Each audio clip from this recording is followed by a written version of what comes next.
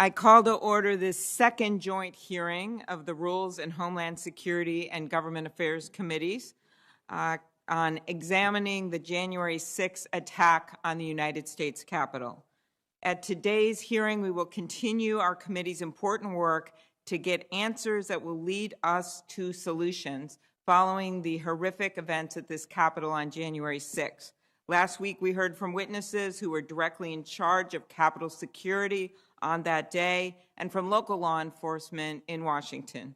Today, we'll hear testimony from the head of the D.C. National Guard and from federal officials from agencies including FBI, Defense Department, and Department of Homeland Security that are tasked with supporting our security people at the Capitol. The testimony of these witnesses is crucial as we work to get to the bottom of what happened, again, with the focus being on making sure it doesn't happen again. And with that, I now turn it over to Chairman Peters for his opening statement. I will give mine, then Senator Blunt and Portman. Thank you. Thank you, Madam Chair, and Ranking Member Portman, Ranking Member Blunt, and to all of our colleagues from the Rules Committee for once again joining us to convene this second joint hearing on the January 6th attack on our Capitol building. Last week's hearing provided really the first opportunity for the American people to hear about the attack directly from the security officials that were on the ground. Today we'll be seeking answers on the role of the federal national security and counterterrorism agencies and officials played in intelligence gathering, security planning, and response to the attack. And I want to thank each of our witnesses for joining us voluntarily here today, and I'm grateful to all of you and the employees of each of your agencies, including the National Guard units, who continue to assist in protecting the Capitol today. We appreciate their continued efforts to safeguard our national security. And while there are still many unanswered questions about January 6th, it's clear that this violent, coordinated attack was the result of a massive and historic intelligence failure. Today, our committees will once again examine the systemic breakdowns that led to this terrible attack, and particularly how our intelligence and national security experts failed to see it coming. This is not a new problem. For years, I've been raising the alarm about the growing domestic terrorism threat with the Department of Homeland Security, the FBI, and other key agencies, and their continued failures to adequately and effectively align our counterterrorism efforts to address the threats posed by domestic extremists. But the January 6th attack must mark a turning point. There can be no question that the domestic terrorist threat, including violence driven by white supremacist and anti-government groups, is the gravest terrorist threat to our homeland security. Moving forward, the FBI, which is tasked with leading our counterterrorism efforts, and the Department of Homeland Security, which ensures that state and local law enforcement understands the threats that American communities face, must address this deadly threat with the same focus and resources and analytical rigor that they apply to foreign threats such as ISIS and Al-Qaeda. Today's witnesses are uniquely qualified to discuss the intelligence that was produced in the days leading up to the attack that officials missed as they assessed the likelihood of violence on that day, and why our intelligence community failed to heed the crystal clear warnings that were broadcast on social media and publicly reported in the days leading up to the 6th, that a violent attack on the Capitol was likely and imminent. We also need answers about the operational failures that terrible day, especially the response to secure the building once it was breached. I'm pleased that we have representatives of both the Department of Defense civilian leadership and the National Guard to help us understand why it took several hours for the National Guard to arrive and offer additional security and support. The January 6th attack on the citadel of our democracy remains a dark stain on our nation's history. Our committee, both of our committees, have a responsibility to carry out our oversight duties in a serious and nonpartisan way. I look forward to having a productive discussion and getting the answers that the American people deserve, and what we need to do to make sure that reforms are put in place to prevent an attack like this from ever happening again. With that, I will turn it back over to Chairwoman Klobuchar. Thank you very much, Mr. Chairman. I want to start by thanking you and Ranking Member Blunt, Ranking Member Portman, for the bipartisan and constructive hearing that we had last week. I also want to thank the many members of both committees that patiently participated during votes and all last week and asked thoughtful questions that will help us move forward. Importantly, there were a number of areas of agreement. We heard all of our witnesses last week make clear that there is now evidence that the insurrection was deliberate and coordinated, that it involved white supremacists and extremist groups, and that it was highly dangerous but could have been so much worse if it was not for the actions of brave law enforcement on the front line. We also heard consensus from witnesses who held key leadership positions in charge of the Capitol security. Now, they didn't agree on everything, but there was consensus. There were breakdowns in intelligence sharing, delays in bringing in the National Guard, and issues concerning the structure of the Capitol Police Board and the decision-making process that it is in our unique responsibility to change.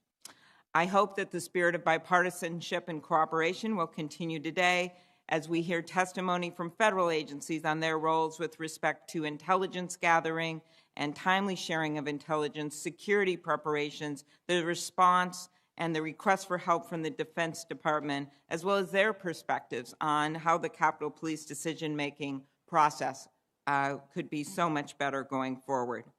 We know that there were errors made by those in charge of security in the Capitol, and it is always easy, of course, to realize that later than we're in the moment. But that fact alone, to me, isn't enough to not look back. We must look back because we must do better going forward. We heard last week that the Capitol Police is a consumer, that was the word of the former chief, of intelligence. It relies on its federal partners, including the FBI and the Department of Homeland Security, who have witnesses here today. While we are aware of the FBI raw intelligence report that came out the day before out of the Norfolk office, public reporting has indicated that neither agency, DHS or FBI, produced a threat report, that the FBI did not produce a joint intelligence bulletin, and the DHS did not produce a threat assessment ahead of January 6th. And the former police chief has said that representatives from these agencies indicated they didn't have any new intelligence to share at a meeting before the day of the attack. But the insurrectionists who attacked the Capitol, as we know, came prepared for war, as we heard last week. They brought radios, they brought climbing gear to surmount the Capitol security features, and they brought weapons. So we need to hear from the federal agencies about what was known and when, what was done in response to these foreboding online threats, and how information was shared with the law enforcement partners who depend on them. We need to also understand why, with all the information that was available, the decision to reinforce local police with the National Guard was not made ahead of time. Now, that decision was made, or maybe I should say rather not made, by the former House and Senate Sergeant-at-Arms, who in fact have resigned. And nevertheless, despite the clear breakdowns at the Capitol, we must get to the bottom of why that very day it took the Defense Department so long to deploy the National Guard once the need for reinforcements became patently clear on every TV screen in America. At our hearing last week, Acting Chief Conti provided a disturbing account of how at 2:22 p.m., as the rioters already had broken through police lines, smashed windows at the Capitol, and were breaching the building, all on live television, the initial response from the Defense Department to a request of National Guard support was not to immediately activate the Guard. As the acting chief said to us last week, he was, quote, simply just stunned that there was not a more immediate response. Last, an issue of critical importance in today's hearing is the threat posed by domestic terrorism and hate groups and their role in the attack on January 6th. We will never forget the story of the Capitol Police officer who fought against the violent mob for hours and after it was all over, broke down in tears, telling his fellow officers how he'd been called the N-word repeatedly that day and then said, "Is this America?" We also won't forget the picture of the insurrectionists proudly waving a Confederate flag in the Capitol Rotunda, or the images of a rioter in a Camp Auschwitz hoodie. But this rising problem is not just limited to the events on January 6th. According to an FBI report, hate crimes in the U.S. rose to the highest level in more than a decade in 2019. Putting all the dates and the memos aside, there was widespread knowledge of the importance of the date, of the rise of violent extremism, and that the President of the United States had called out his followers to go to the Capitol that day. The warnings were dismissed, despite the fact that the Vice President, the future Vice President, and the entire Congress were gathered in one place. In the end, it was left to frontline officers who were severely outnumbered to protect not only those of us in the Capitol, but our democracy itself. They performed heroically under unimaginable circumstances, tragically suffering many injuries and loss of life. That's why we need answers. Thank you.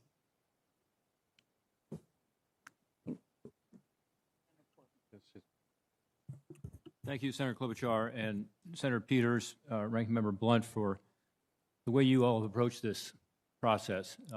It's important that we keep it bipartisan, I would even say nonpartisan, and I hope that our review continues to set politics aside and focus on the facts. What happened that day, and how can we avoid it happening again?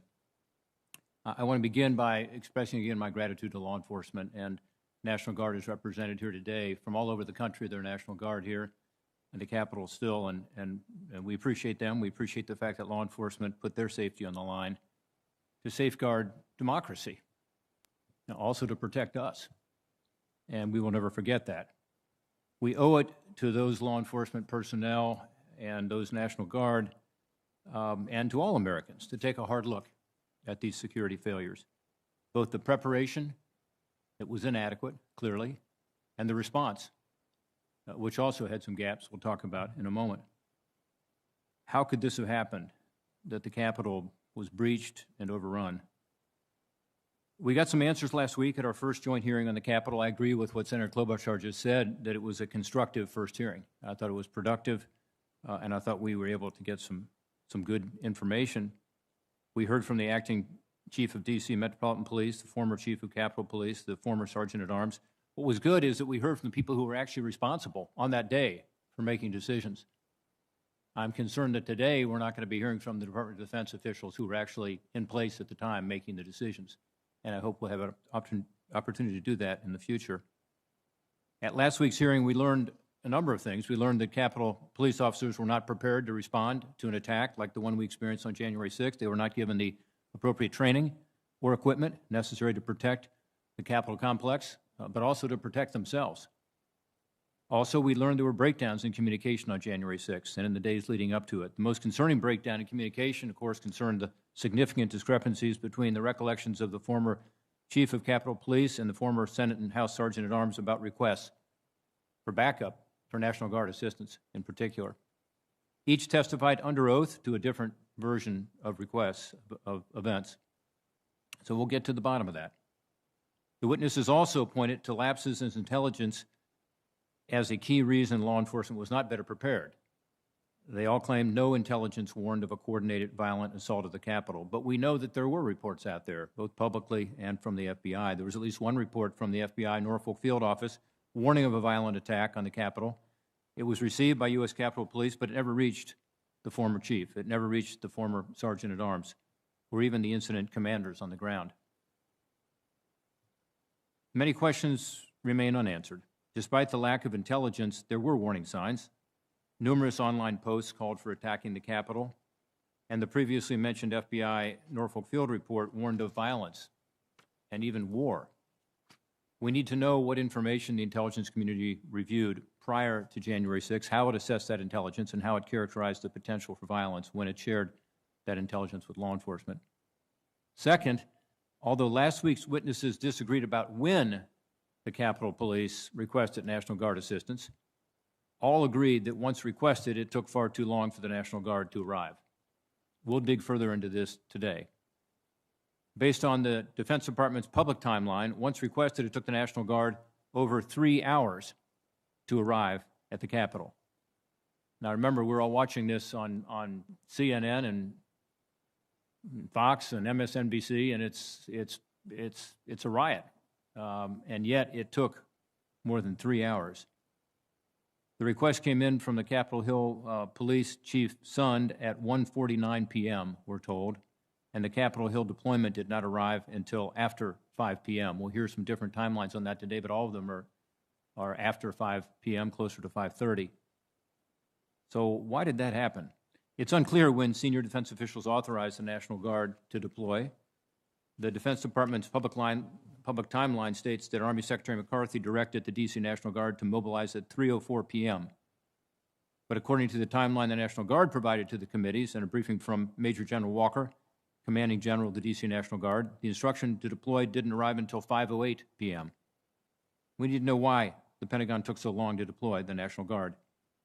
According to the former Chief of Capitol Police and acting Chief of D.C. Police and Major General Walker, the delay was due in part to concerns about the, quote, optics of the National Guard at the Capitol. We need to know what role, if any, optics played in the delay to provide much-needed assistance to U.S. Capitol Police and D.C. Metropolitan Police Department to protect the Capitol and to get people out of the Capitol. By hearing from representatives of the federal agencies responsible for the intelligence and the National Guard, today we expect to get clear answers to these open questions. Answering these questions is critical to our understanding of where the breakdowns occurred on and before January 6th, and only by understanding where the breakdowns occurred can we make the changes necessary to ensure that something like January 6th never happens again. And that's our objective here with this oversight mission. Again, I appreciate the fact that we've been able to keep the politics out of this and focus on the facts and be objective. We have to continue to do that. I look forward to another constructive hearing today. Thanks to our witnesses for being here. I look forward to your testimony. Recognizes Senator Blunt for your ranking member Blunt for your opening comments. Thank you, Chairman Peters, and thanks to Chairwoman Klobuchar. I join my good friend Senator Portman with my appreciation for where we've headed with this so far, and my hope that we continue to look at the facts and see where the facts lead us in as much of a nonpartisan way as you can do in an institution like the United States Senate. I'm glad to join my colleagues for today's hearing to learn more about the decisions and the actions of federal agencies on January the 6th. Last week's hearing with the chief of the Metropolitan Police Force, the former chief of the Capitol Police, and the former sergeants at arms of the House and Senate really left in many ways with more questions and answers. The witnesses could not agree on some of the basics of a timeline. I believe we learned at that hearing that the structure and the practice of the Capitol Police Board, which I've previously questioned, in fact asked for a GAO study that was issued in 2017, just simply delayed the response and proved to be ill-suited for an emergency on the 6th. Today, I hope to learn if the failure of Capitol security leaders were compounded by officials at the Department of Defense who did not act quickly enough to take the situation seriously enough. I also hope to explore if the failure to alert the leadership of the U.S. Capitol Police or the Metropolitan Police Department of the FBI's Norfolk Situation Information Report, which warned of, quote, war, end quotes, at the Capitol. And I understand that that information was raw and unverified, but should it make us consider changes in the information sharing process that we pursue in this structure? All of the agencies participating in these hearings at the most fundamental level exist to uphold and protect the rights of Americans and to protect our form of government. January 6th revealed weaknesses in our intelligence agencies, our law enforcement agencies, and elements of defense agencies. It would be a mistake for the leadership of those agencies to think it was only a failure of the U.S. Capitol Police leadership or the Capitol Police Board that produced the terrible result we saw that day. I look forward to the testimony of our witnesses, and again, thanks for holding this hearing, Chairman Peters.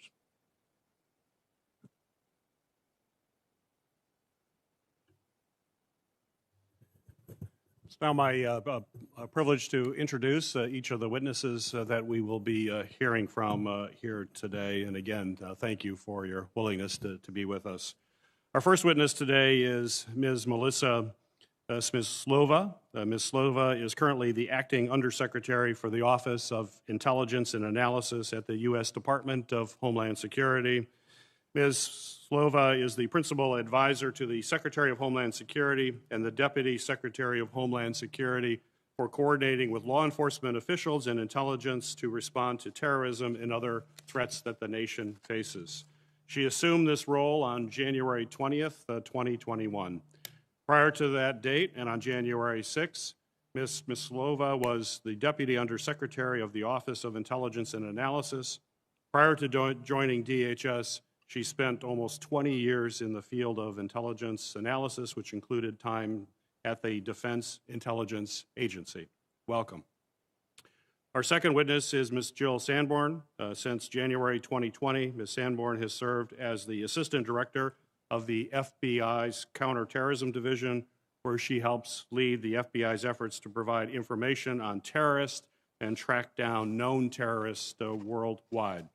Ms. Sanborn first joined the FBI in 1998 and was assigned to the Phoenix Field Office. Prior to becoming Assistant Director, Ms. Sanborn served as the Special Agent in charge of the Minneapolis FBI Field Office, was detailed to the CIA's Counterterrorism Center, and worked in both the Washington and Los Angeles field offices. Welcome. Our third witness is Mr. Robert Salaces. Mr. Salaces is currently performing the duties of Assistant Secretary of Defense for Homeland Defense and Global Security, which he began on January 20th of 2021. Prior to this, and on January 6, 2021, he was the Deputy Assistant Secretary of Defense for Homeland Defense Integration and defense support of civil authorities.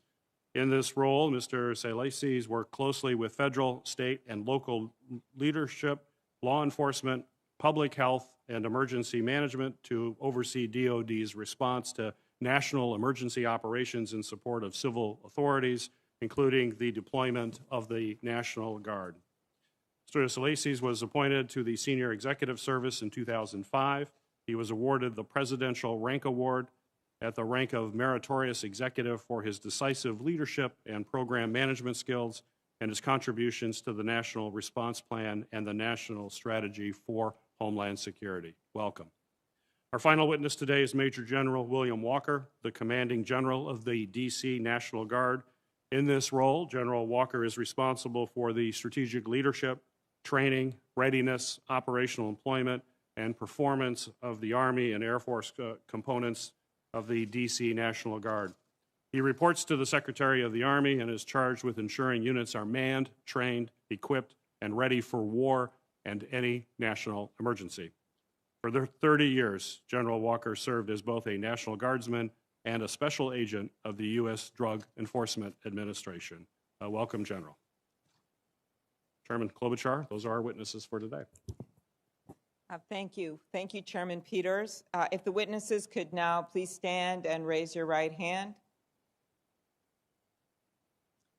Do you swear that the testimony that you will give before the committee is the truth, the whole truth, and nothing but the truth, so help you God?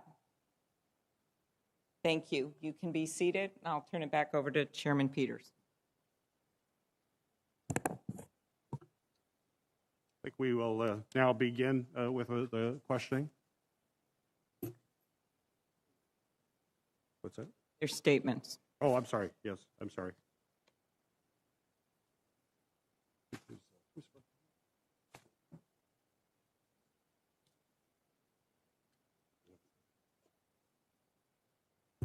Ms. Slesy, I think you are first for your opening statement.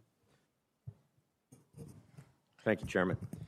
Chairman Peters, Chairwoman Klobuchar, Ranking Members Portman and Blunt, distinguished members of the committee, thank you for the opportunity to testify before you today on the Department of Defense's support of civilian law enforcement agencies in securing the U.S. Capitol on January 6, 2021. One of DoD's missions is to support civil authorities, including civilian law enforcement organizations. DoD frequently provides this support during planned major events, like the presidential inauguration and the State of the Union addresses. Due to the unique nature of the District of Columbia, in which numerous governmental organizations exercise a range of jurisdictional authorities, ensuring safety and security is the responsibility of the D.C. government, the Secret Service, the Park Police, the Marshal Service, the Capitol Police, the Federal Protective Service, and other civilian law enforcement organizations. DoD provides support to these civilian law enforcement agencies when requested based on their assessment of the support required. Prior to the attack of January 6, DoD worked closely with federal law enforcement, D.C. government partners to determine if they anticipated a need for any DoD or D.C. National Guard support related to the planned protests. On 31 December, the commanding general of D.C. National Guard received a letter from the D.C. government requesting National Guard support for the D.C. Metro Police at 30 traffic control points and 6 metro stations, and to make available the D.C. National Guard Civil Support Team to support the D.C. Fire and Emergency Services. Over the weekend of January 2nd and 3rd, my staff contacted the Secret Service, the Park Police, the Marshal Service, the FBI, the Capitol Police, to determine if they plan to request DoD assistance. None of these law enforcement agencies indicated a need for DoD or D.C. National Guard support. After consultation with the Department of Justice, the Acting Secretary of Defense approved the D.C. government request for National Guard personnel to support 30 traffic control points and 6 metro stations from January 5th to the 6th. The Acting Secretary also authorized a 40-person quick reaction force to be readied at Joint Base Andrews. On January 5th, the Acting Secretary of Defense and the Secretary of the Army received a letter from the Mayor of D.C. stating MPD is prepared and coordinated with its federal partners, namely the Park Police, the Capitol Police, and the Secret Service. Based on these communications with federal and local civilian authorities, DoD determined that no additional military support was required on January 5th and 6th. DoD has detailed the events of 6 January 2021 in a memorandum published on defense.gov. I will provide a summary of those key events.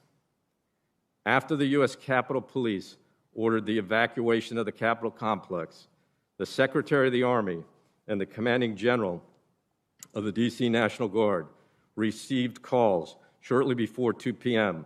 from the Mayor of D.C. and the Capitol Police Chief, respectively. At approximately 2:30 p.m., the Secretary of the Army met with the Acting Secretary of Defense and other senior leaders of the Defense Department. After this meeting, the Acting Secretary of Defense determined that all available forces of the D.C. National Guard were required to reinforce the D.C. Metropolitan Police and the U.S. Capitol Police, and ordered the full mobilization of the D.C. National Guard at 3:04 p.m. During this period, Major General Walker, the Commanding General of the D.C. National Guard, recalled and made ready the D.C. National Guard forces at the National Guard Armory for deployment to the Capitol complex. After reviewing the D.C. National Guard's missions, equipping, and responsibilities to be performed at the Capitol complex in support of the Metropolitan Police and Capitol Police, and conferring with the D.C. Metropolitan Police at their headquarters at 4:10 p.m. The Secretary of the Army received the Acting Secretary of Defense's approval at 4:32 and ordered the D.C. National Guard forces to depart the Armory for the Capitol complex.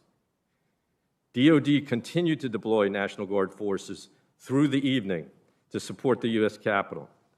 By 9 o'clock on 7 January, 1,100 National Guard personnel had arrived at the Capitol. By 9 o'clock on 8 January, 1,800 National Guard personnel had arrived at the Capitol. And by 10 January, 6,000 National Guard personnel were at the Capitol providing security. DoD continues to support efforts to protect the safety and security of the U.S. Capitol and provide support to our civilian law enforcement partners. From January 9 through the inauguration, DoD provided nearly 25,000 National Guard personnel to support security in Washington, D.C.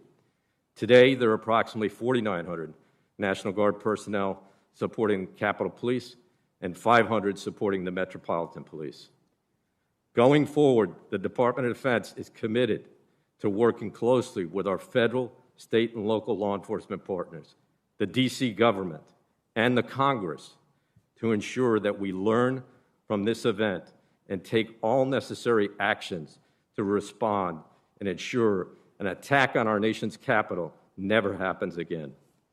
Chairman Peters, Chairwoman Klobuchar, Ranking Member Portman and Blunt, distinguished members of the committee, thank you for the opportunity to testify before you today, and thank you for your continued commitment and support to the men and women of the Department of Defense.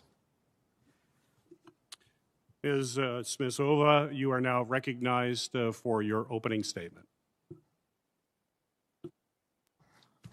Thank you, Senator. Good morning. Chairman Peters, Chairwoman Klobuchar, Ranking Member Portman, Ranking Member Blunt, and other distinguished senators, thank you for the opportunity for me to testify with you today. I want to start with saying I am deeply saddened by the terrifying events that you, your staff, your loved ones, and others experienced on January 6th. The country, myself included, watched in horror as our Capitol was attacked. I am here today as the Acting Undersecretary for the Office of Intelligence and Analysis, INA, at DHS. I am a career intelligence professional of over 35 years. I am honored to have this opportunity to lead INA. I have great faith in the workforce and in our mission, which is to focus on a range of homeland threats, including domestic terrorism, and ensuring that our partners across state, local, private sector have the information they need. Before I summarize the actions my office took before January 6th, I do want to say I'm deeply concerned that despite our best efforts, they did not lead to an operational response to prepare and defend the U.S. Capitol.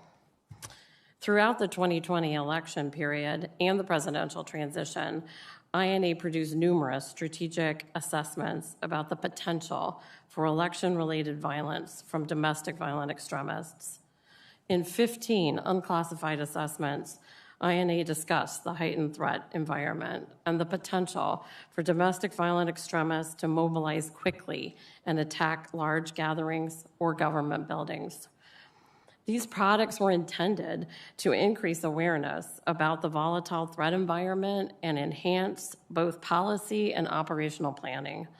They were shared broadly with all levels of government, law enforcement partners, critical infrastructure, including through fusion centers nationwide.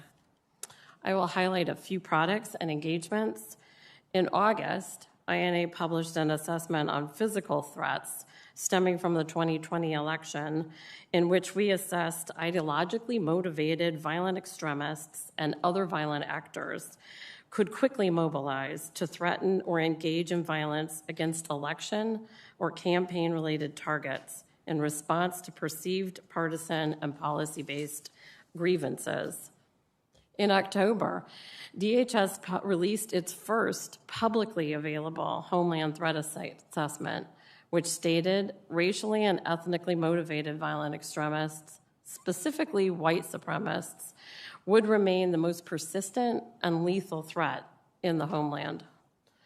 The assessment also emphasized the breadth of the domestic violent extremist threat, including the heightened threats from election-related violence. A week before the attack, on December 30th, INA co-authored an intelligence product with the FBI and the National Counterterrorism Center, highlighting persistent threats to government facilities and law enforcement, noting the perceptions of the outcome of the election could mobilize some extremists to commit violence in the coming months. Additionally, INA proactively conducted briefings and stakeholder calls before and after the election and leading up to January 6th to share that information. Moving forward, I want to underscore the department is prioritizing combating domestic terrorism. Specifically, in INA, we're working very closely with our DHS colleagues in the Civil Rights, Civil Liberties Office, Privacy Office, and our own Intelligence Oversight Office to carefully examine how we can better address the complex and evolving threat in the manner consistent with the Constitution and U.S. law. My office is committed to developing more expertise on domestic terrorism, improving our analysis of social media to better characterize the threat, and ensuring our assessments are received and understood by key decision makers. Additionally, the department has taken these steps since January 6th. In late January, DHS issued our first National Terrorism Advisory System Bulletin on domestic terrorism. It warned domestic violent extremists may be emboldened to act in the wake of the U.S. Capitol breach.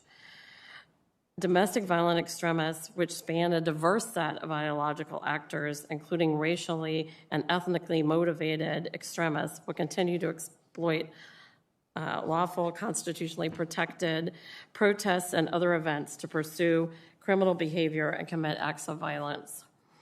Also, for the first time, Secretary Mayorkas designated domestic violent extremists as a national priority area within the department's Homeland Security grant. Let me close by saying my colleagues in INA and across DHS are unwavering in our commitment to ensuring the department is well positioned to combat this evolving threat and protect the American people.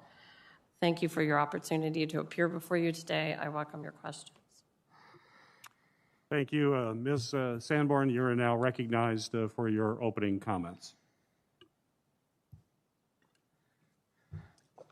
Good morning, Chairwoman Klobuchar, Ranking Member Blunt, Chairman Peters, Ranking Member Portman, and the members of the committees. Thank you for the opportunity to appear before you today. My name is Jill Sanborn, and I'm the Assistant Director for the Counterterrorism Division within the FBI. It is always an honor to be here with you in the Senate. For those of you that I haven't met or you don't know, I actually started my career in public service as a Senate page in 1987, thanks to a sponsorship from my home senator, Senator Max Baucus. I want to start by offering my condolences to all of you who had to endure up close and personally the violence and destruction that occurred on January 6th. The siege on the Capitol complex, while you were carrying out your duties as our elected representatives, was not just unacceptable and disturbing, it was criminal. I also want to offer condolences to our partners at U.S. Capitol Police for the loss of one of their brothers, Officer Sicknick. This is a loss to us all in law enforcement. Violence designed to intimidate the population and influence the government is exactly what the FBI's Counterterrorism Division was designed to combat. The men and women of the FBI are not only dedicated to identifying and bringing to justice the individuals involved in the attack on January 6th, but also, and equally as important, and let me stress this, we're committed to working to prevent something like this from ever happening again. Over the last 2 months, the Americans you represent from across the country have sent in over 200,000 digital media tips and reported more than 30,000 leads to our National Threat Operations Center. With this support, we have identified hundreds of people involved in the attack and arrested more than 300, with more and more arrests every day. I want to reiterate something the director mentioned to some of your colleagues yesterday. As Americans, we are all victims of this assault. and the American people deserve nothing less than our commitment to see this investigation through and to protect them from acts of violence like this in the future. The FBI's #1 priority is preventing acts of terrorism. The greatest threat we face is the threat posed by lone actors, both domestic violent extremists and what we refer to as the homegrown violent extremists. These actors are especially challenging for law enforcement because, by definition, their insular nature makes them particularly difficult to identify and disrupt before they have an opportunity to act. The FBI has been investigating domestic terrorism throughout our organization's history. However, today's threat is different than it was 100 years ago and continues to evolve. Between 2015 and 2020, racially or ethnically motivated violent extremists were responsible for the most lethal domestic terrorism threat. And in fact, 2019 was the most lethal year for domestic violent extremist attacks since the Oklahoma City bombing in 1995. However, in 2020, 3 of the 4 fatal domestic violent extremist attacks were perpetrated by what we call anti-government or anti-authority violent extremists. One of those attacks was perpetrated by an anarchist violent extremist in Portland. And in fact, this was the first fatal anarchist violent extremist attack in over 20 years. 2020 also marked the first year since 2011 that there were no fatal attacks committed by the racially or ethnically motivated violent extremists advocating for the superiority of the white race. I think all of those explain how the threat is persistent and evolving. Looking forward, we assess the domestic violent extremist threat will continue to pose an elevated threat of violence to the U.S. We expect racially or ethnically motivated violent extremists and anti-government, anti-authority violent extremists will very likely pose the greatest domestic terrorism threats throughout 2021, and in fact, leading into 2022. Regardless of the specific perpetrator, the domestic terrorism threat remains persistent, and that is why we must remain focused on countering it. I want to take this opportunity to re-emphasize that the FBI's mission to uphold the Constitution and protect the American people is both dual and simultaneous and not contradictory. One does not come at the expense of the other. That said, when a person crosses the line from expressing beliefs to violating federal law and endangers the communities we serve, we aggressively pursue those threats. Before closing, I want to mention the importance of partnerships in the counterterrorism fight. We simply cannot be successful without them. Our investigations and disruptions rely on these partnerships, and they represent American lives saved in communities around the United States. For instance, in fiscal year 2020 alone, your JTTFs across the United States arrested 235 terrorism subjects.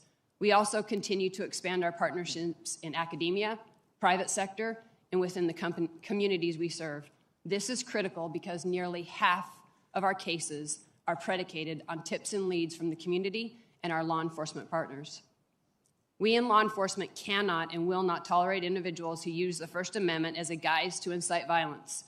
That's true now, as we work hard to hold those accountable involved in the events on January 6th, just as it was last summer when individuals exploited peaceful protests as cover for their own violence and destruction. When violent extremists utilize explosive devices, attack government facilities and businesses, or target law enforcement officers, the FBI investigates those unlawful acts, regardless of the underlying ideological motivation. At the FBI, we work every threat with the same level of rigor and dedication, and that's what I hope you take away from my testimony today.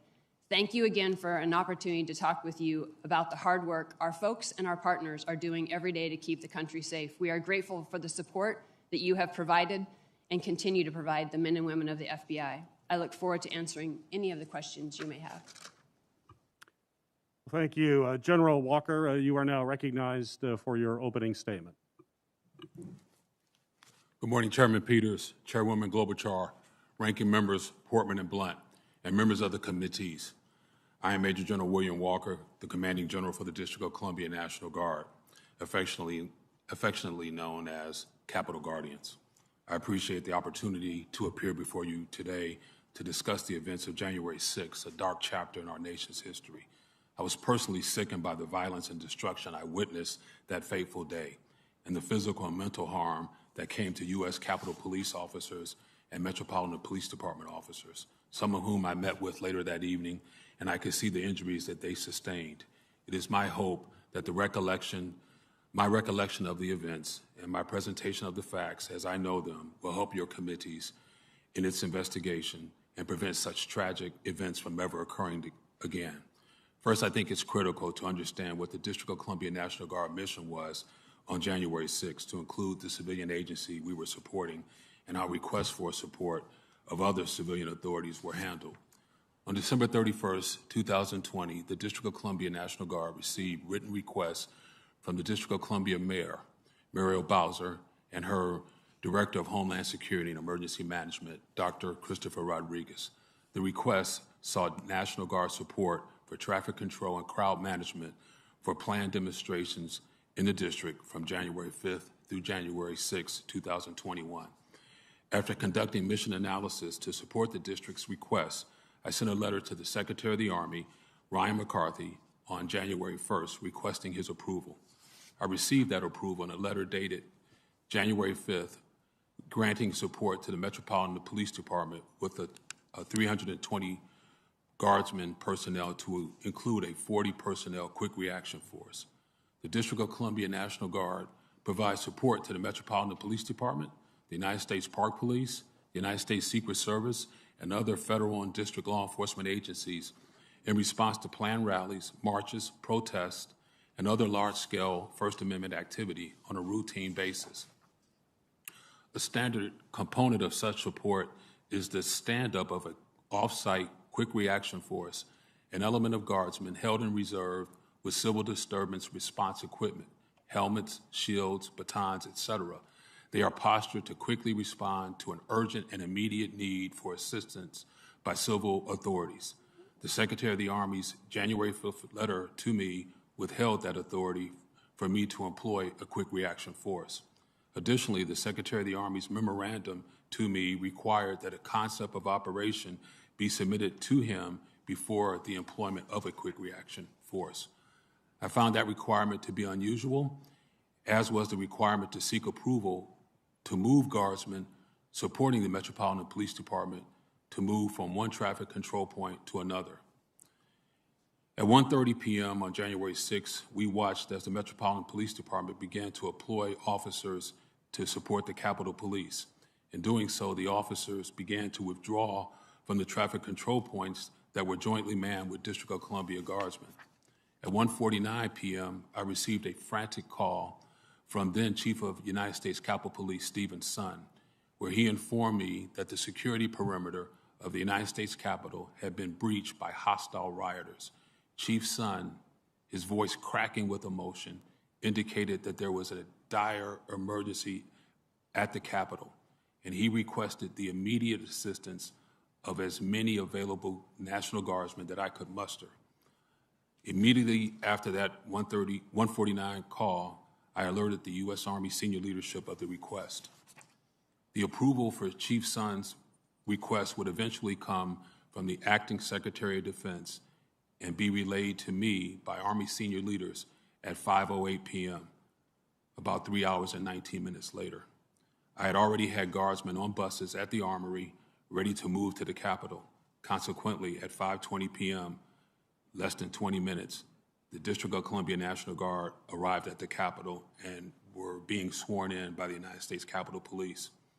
We helped to establish the security perimeter at the east side of the Capitol to facilitate the resumption of the joint session of Congress. In conclusion, I am grateful for the guardsmen from the 53 states and territories who supported the District of Columbia National Guard Operation Capitol Response and helped to ensure a peaceful transition of power on January 20th. In particular, I am grateful for the timely assistance from our close neighbors from Virginia, Delaware, and Maryland National Guard, who augmented D.C. National Guard forces in establishing the security perimeter. I am honored to lead these citizen soldiers and airmen. These are your constituents, many of whom left behind their families, careers, their education, their businesses, to help ensure the protection and safety of the United States Capitol and those who serve in it every day. Thank you for the opportunity to brief you today, and thank you for your continued support of the National Guard. I look forward to any questions you may have. Thank you again.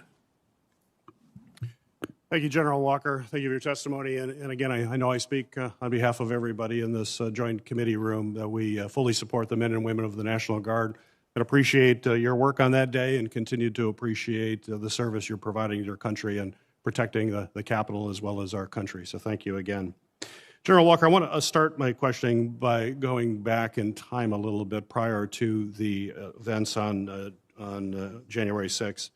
So my question is, in June of 2020, as violence was escalating during the summer protest, were you able to immediately receive approval from the Secretary of the Army and the Secretary of Defense to deploy National Guard to assist law enforcement at that time?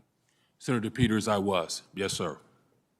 The Secretary of the Army was with me for most of that week. He came to the Armory. I was in constant communication with him when we were not together. So you were immediately able to receive approval in June of 20. From your testimony, I want to be clear. Were you able to immediately receive approval from the Secretary of the Army and the Secretary of Defense to deploy the National Guard on January 6th? No, sir. In your opening remarks, you said that a January 5th memo was unusual. Could you explain to the committee why it was unusual and what was the impact of the memo that you received on January 5th? So the memo was unusual in that it required me to seek authorization from the Secretary of the Army and the Secretary of Defense to essentially even protect my guardsmen. So no civil disturbance equipment could be authorized unless it came from the Secretary of Defense. Now, the Secretary of the Army, to his credit, did tell me that I could have force protection equipment with the guardsmen. So we did have helmets, shin guards, vests. We did have that with us, but that came from the Secretary of the Army. The Secretary of Defense told me I needed his permission to escalate to have that kind of protection. That kind of protection, even though you would be engaged in force protection, that to protect your men and women, before you could do that, you would have to get approval from the Secretary of Defense?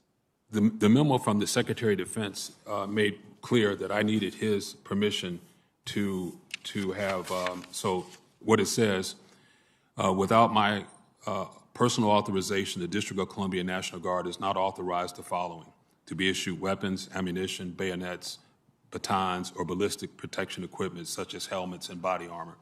Now, again, to be clear, the Secretary of the Army told me to go ahead and issue that equipment. So we never were going to have weapons or ammunition, and we no longer have bayonets. But we do have ballistic protection equipment, helmets, body armor. And so I did have that with each guardsman. Thank you, General. So, but that was unusual, as you mentioned, to have that kind of request. You were on the January 6th phone call at 2:30 that we heard from our previous hearing, where the Chief of Capitol Police was making an urgent appeal for help. And we heard that the D.C. Metro Police Chief said it was a tepid response. He was shocked by it. What happened on that call? What was your recollection of the call, and were the assessment of the two individuals I mentioned, was that your assessment as well? Yes, sir. So that call came in. It was we actually helped facilitated the deputy mayor from the District of Columbia and Dr. Rodriguez, Chief Conte.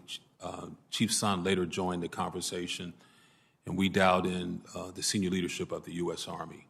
And at that time, Chief Conte and Chief Son passionately pleaded for District of Columbia National Guard to get to the Capitol with all deliberate speed.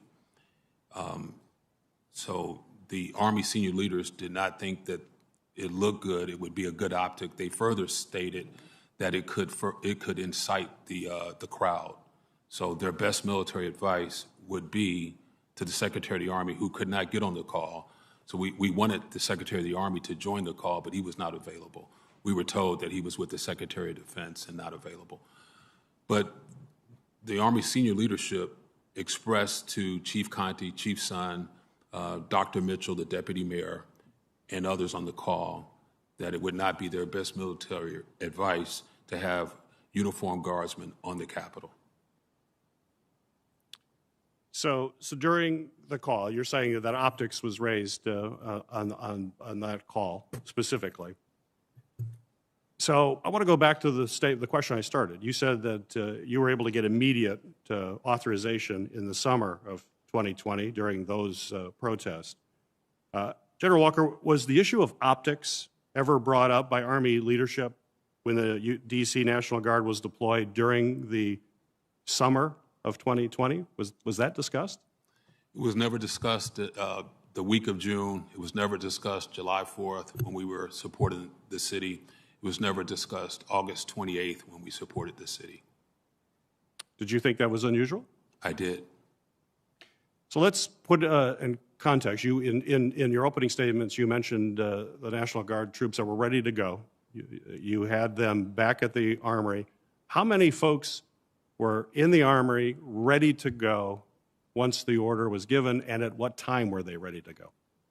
So I had them ready to go shortly after the phone call. So I brought, at 1500, I directed that the Quick Reaction Force that was based at Andrews Air Force Base leave the base, get to the Armory at all deliberate speed. I had a police escort bring them to the Armory.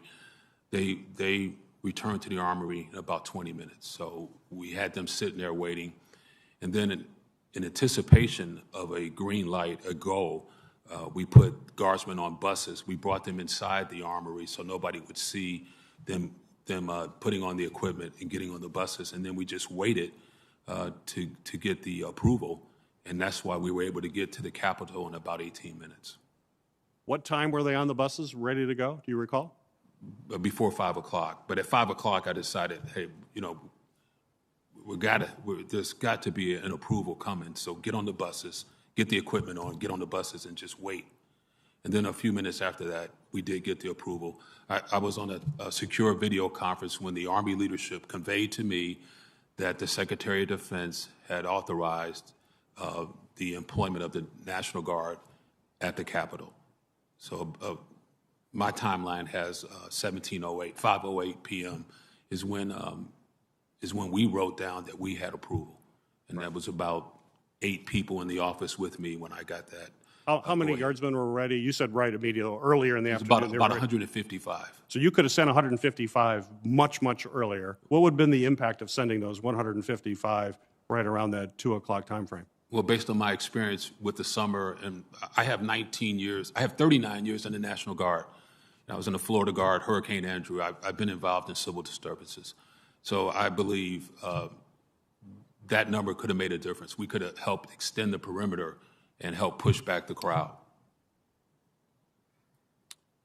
Ms. Sanborn and Ms. Lova, last week we heard from former law enforcement officials who stated that a lack of intelligence reporting was the main reason for Capitol Police not being fully prepared for the January 6th attack. So my question to both of you, yes or no, would you agree that the intelligence community failed to sufficiently identify the threat and warn the Capitol Police of a plot to breach the Capitol, that a plot that was planned in public and announced in advance in a number of open sources? I think this is on. I'll start. I wouldn't necessarily categorize it that way, sir, but I will tell you, I think you've heard us say before, there's not an agent that wouldn't want more tools in their toolbox. There's not an analyst that wouldn't want more intelligence, and I think I just paint a quick picture for you. The challenges we're faced are the immense amount of rhetoric out there, and what we're trying to separate is aspirational from intent, and combine in order to get to that intent, we're really thinking about private communications and oftentimes encryption. And so I would say that what we are faced with is the challenge of the amount of data and then really trying to find, because of the volume and because of private communications, intent that then would have given us the intelligence picture potentially to shed light on what some of the plans and intentions, indicators and warnings, as our military folks might say. Ms. Lova, quickly, please. Yes, sir. I will defer to you, Senator, your colleagues, and other oversight entities such as this one to actually determine what went wrong on January 6th. I don't feel I'm empowered or have enough information to declare whether or not this is an intelligence failure.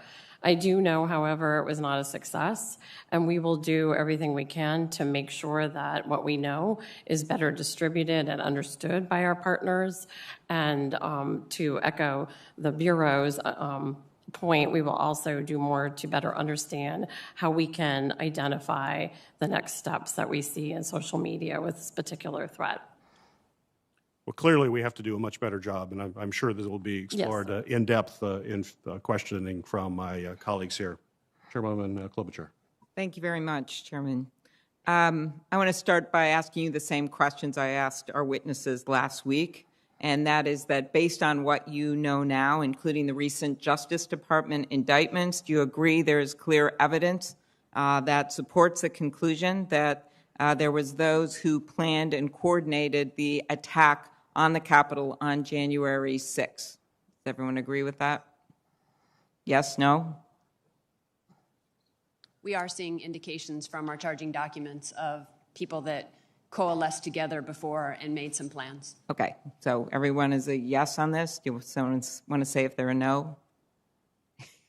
I don't want to call on everyone. Are you all a yes? Yes, yes, ma'am. Okay. Okay.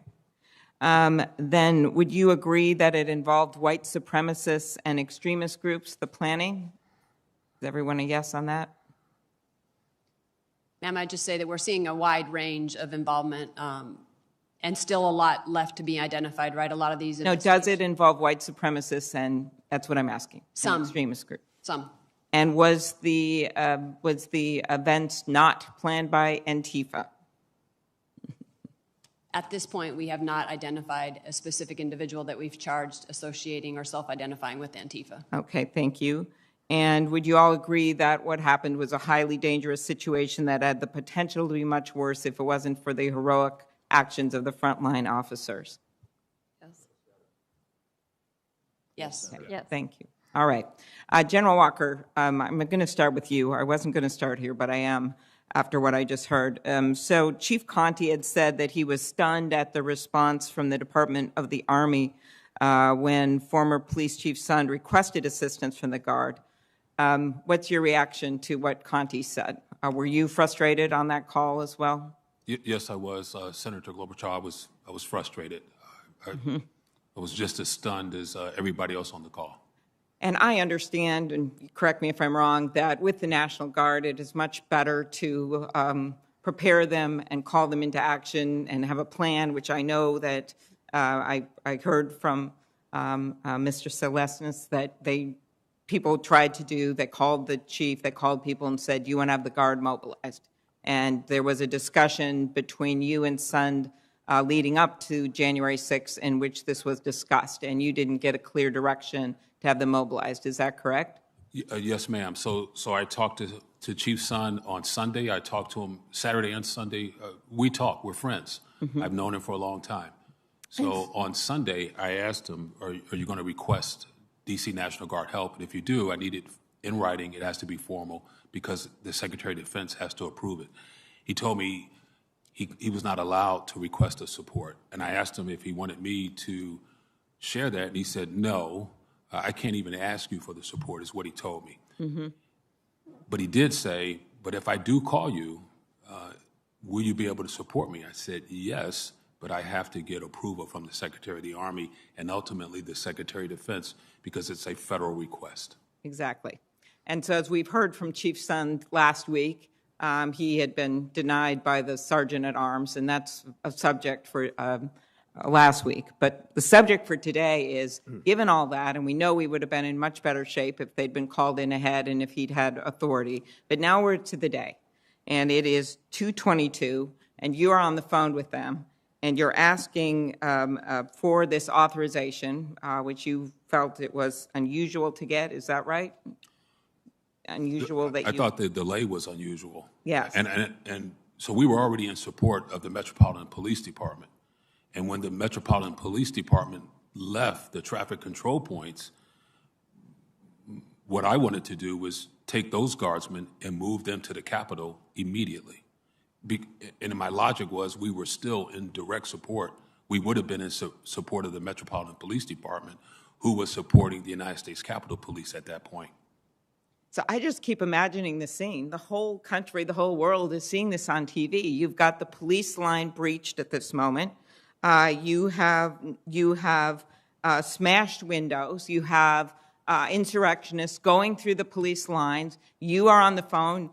Everyone is seeing this on TV, and they're not immediately approving your request. And in your recent testimony, you just said, hey, I could have gotten them on those buses and ready to go. Is that correct? That is correct, Senator.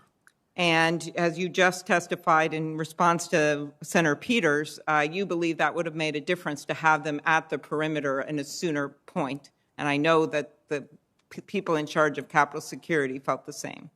Yes, ma'am. And so you could have had them there earlier, hours earlier, if it had been approved. And then you had them on the bus. And so they were actually sitting on the bus for a short period of time, right, waiting because you thought, well, they've just got to honor the request. Is that how your head was working? So you actually put them on the bus so they were ready to go, but you couldn't let the buses go? Yes, Senator.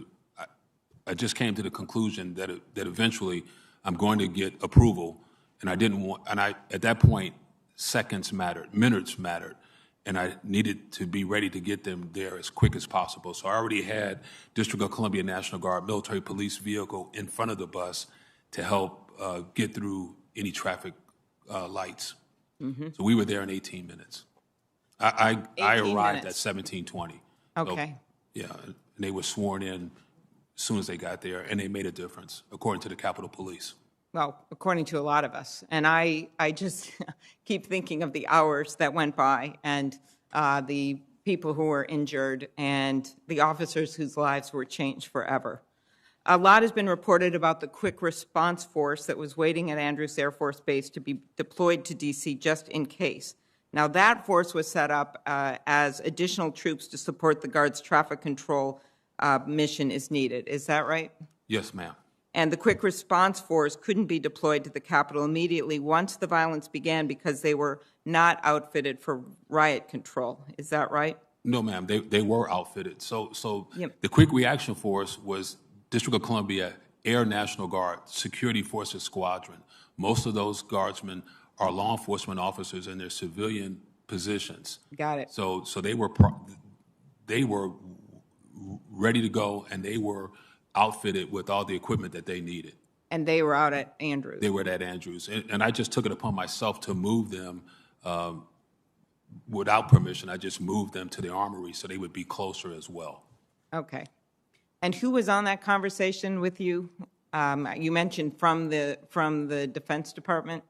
I know who was on there from the police in D.C. So Lieutenant General Michael Flynn, he was the chief. He was in charge of operations for the Army. The director of the Army staff was on the phone. Was on the call. Lieutenant General Pyatt. There were other senior civilian leaders from the United States Army and other high-ranking general officers were on the call as well. Okay. And do you remember who was mostly talking about the optics, the questions that Senator Peters asked you, and their concern about that? Yes. So during the phone call with the District of Columbia leaders, the Deputy Mayor, Chief Son, Dr. Rodriguez, who was talking about optics, were General Flynn and General Pyatt. And they both said it wouldn't be in their best military advice to advise the Secretary of the Army to have uniformed Guards members at the Capitol during the election confirmation. Thank you. Mr.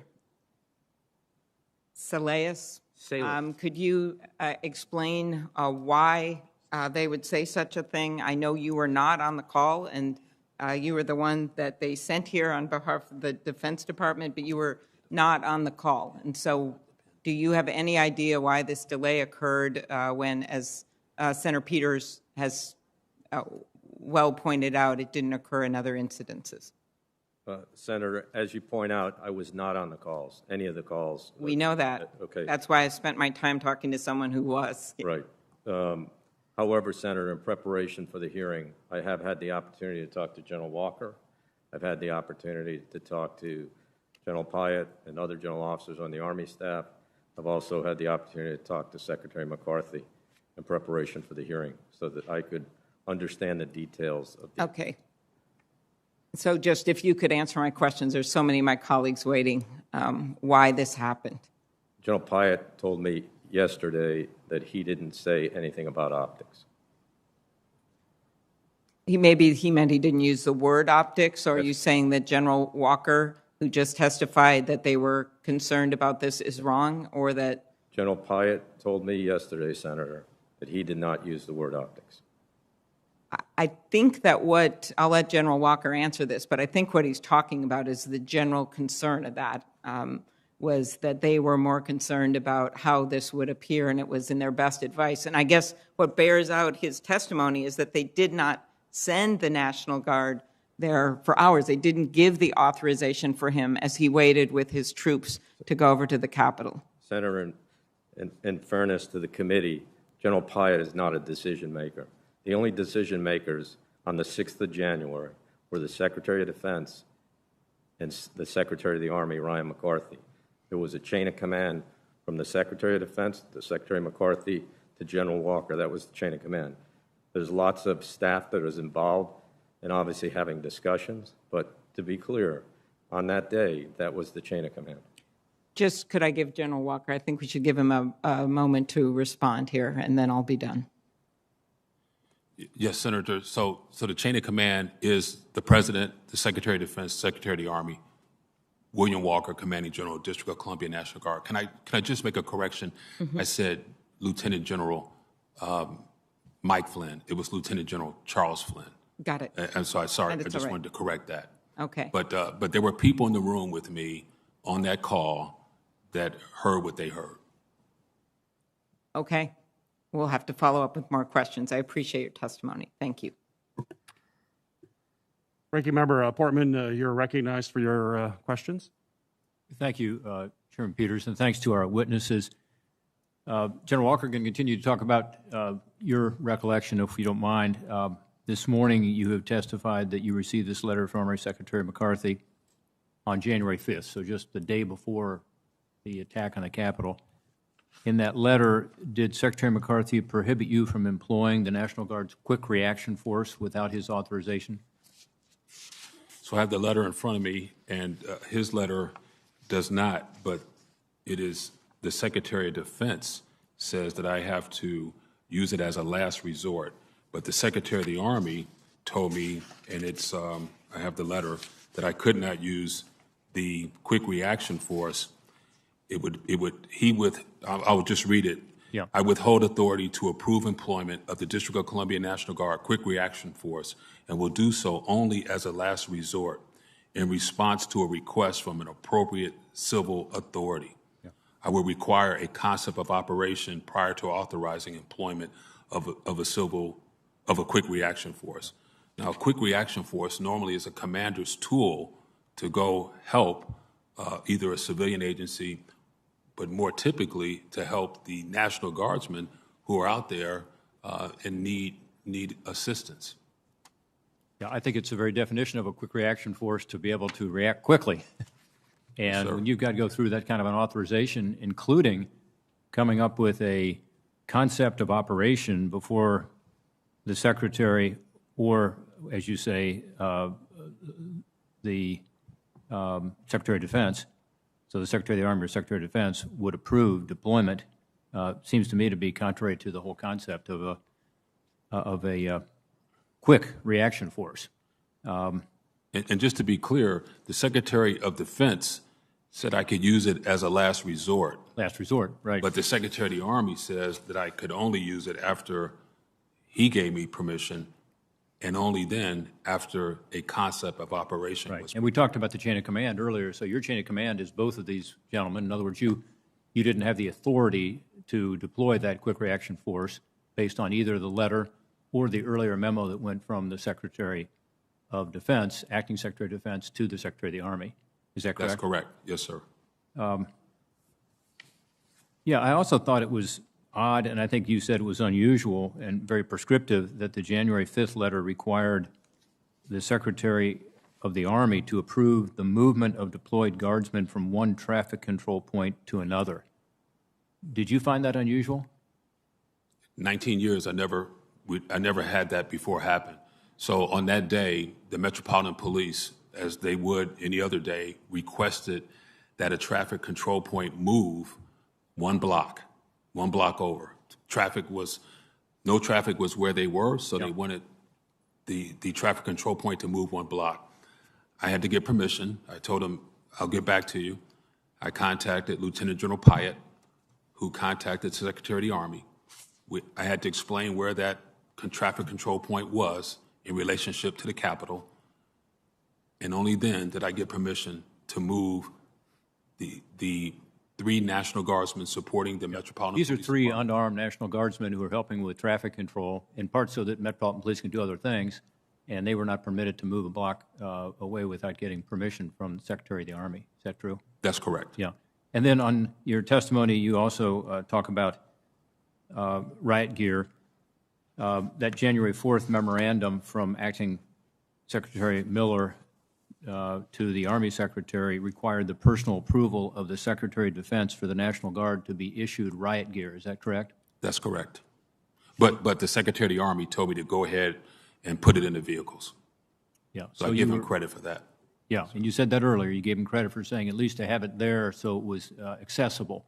Yes. But still, you couldn't prepare for a civil disturbance without getting permission from the Secretary of the Army and the Secretary of Defense. Is that true? Normally for a safety and force protection matter, a commander would be able to authorize his guardsmen to protect themselves with helmet and protective equipment.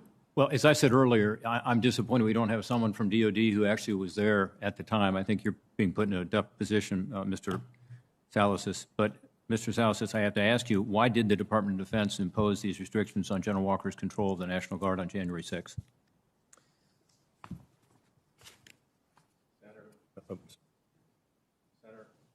I apologize. I got it now. Senator, Secretary Miller wanted to make the decisions of how the National Guard was going to be employed on that day.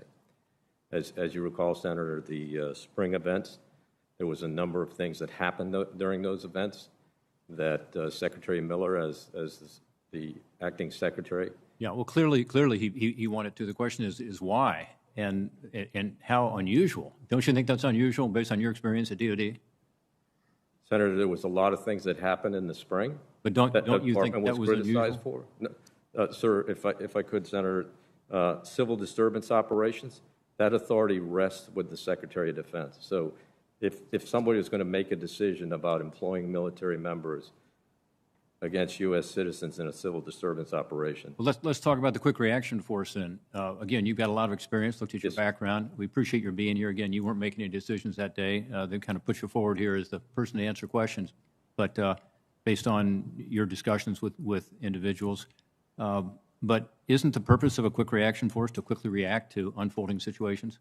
Senator, it is designed to do that. Isn't requiring a pre-submitted concept of operations antithetical to the idea of enabling quick reaction?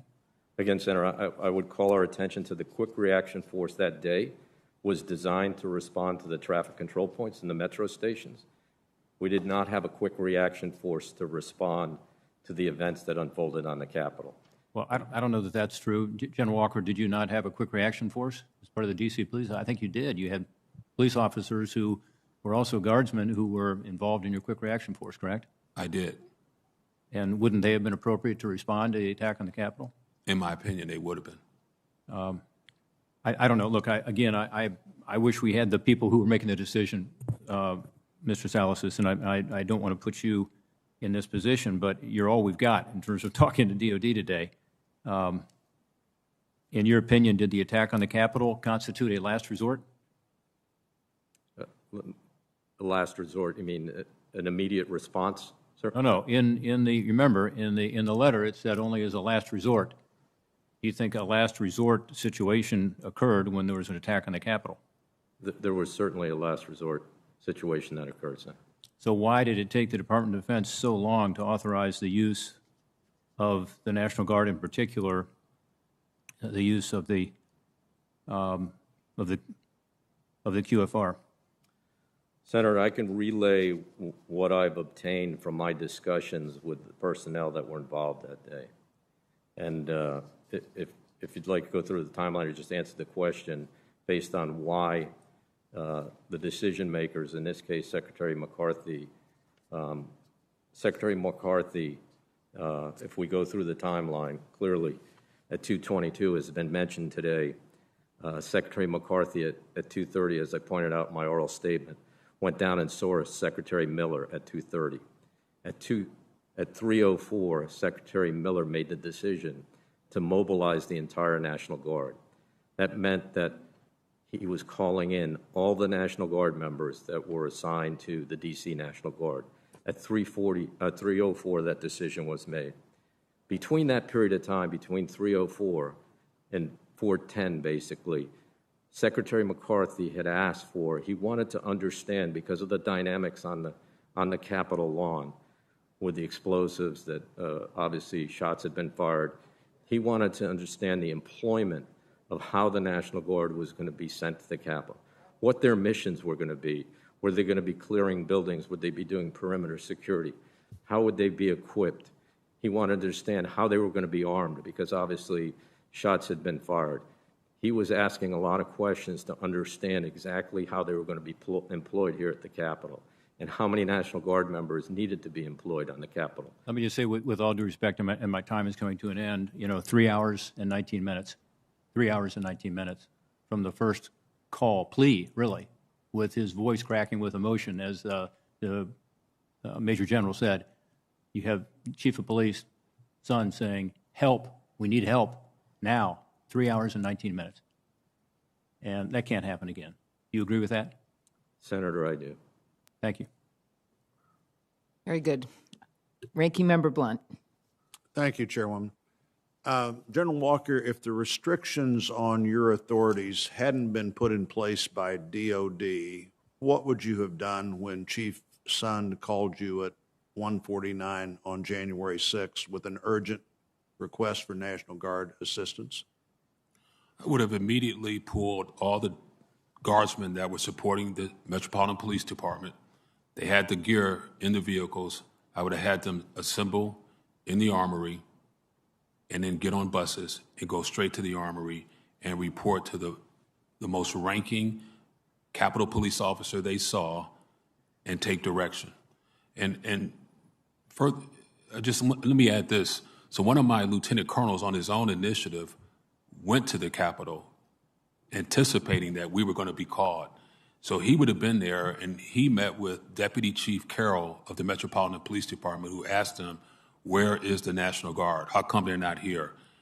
And this colonel said, well, I'm sure they're coming, and I'm here to scout out where they're going to be when they get here. So that was the plan. I would have sent them there immediately. As soon as I hung up, my next call would have been to my subordinate commanders, get every single guardsman in this building and everybody that's helping the Metropolitan Police, remission them to the Capitol without delay.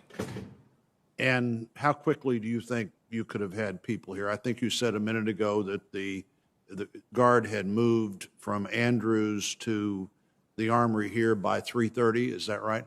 Yes, sir. And how quickly was the colonel here that was... He came with the police. So he was here immediately? Yes, sir. Yes, sir. He was here immediately. When the Metropolitan Police left some of the traffic control points, my colonel left with them and came straight to the Capitol, anticipating that that's where the fire was and that fire needed to be put out. Well, there certainly was concern here immediately. In fact, yesterday I saw a message that I sent Mr. Elder, who was the director of the Rules Committee for me when I was chairman at the time, and the quote on that message, that text message, was, could this information about the Defense Department and the National Guard possibly be true? That's 309, already wondering where Senator Klobuchar and I and other senators were. Could it possibly be true that the Defense Department was not sending the Guard immediately? Mr. Salasys, on the January 5th letter, that that's described as Secretary McCarthy relaying new restrictions from the acting Secretary of the Defense, Miller, Christopher Miller. Would that be accurate? Would those be new instructions? And do you agree that General Walker had more flexibility before those instructions than he did after? I think that's a yes or no. Do you agree he had more flexibility before those instructions than he did after? That would be one question. And two, would it be fair to say those were new instructions or not? Sir, Senator, General Walker, in fairness to him, can't respond to a civil disturbance operation without the authority of the Secretary of Defense. So, absent these memos, General Walker would have had to get approval to respond to the Capitol through the Secretary of Defense. Well, let's talk about that approval process. I think you said it a minute ago to Senator Portman, if you'd like to go through the timeline. I assume you're talking about the Department of Defense timeline that I have in front of me. You mentioned 1504 as one of your reference points.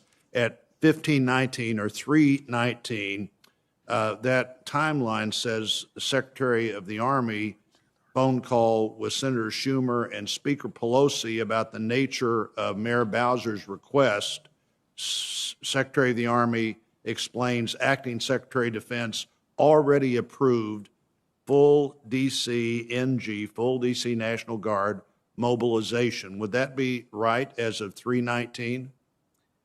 That would be accurate, but if I could clarify what mobilization Well, is. let me go one step further, and I'll let you do that. At 1526, 326, Secretary of the Army phone call with Mayor Bowser and Metropolitan Police Chief relays that there is no denial of their request and conveys Assistant Secretary or Acting Secretary of Defense approval of the activation of full National Guard. So on your timeline, within 7 minutes, one is mobilization, the other is activation.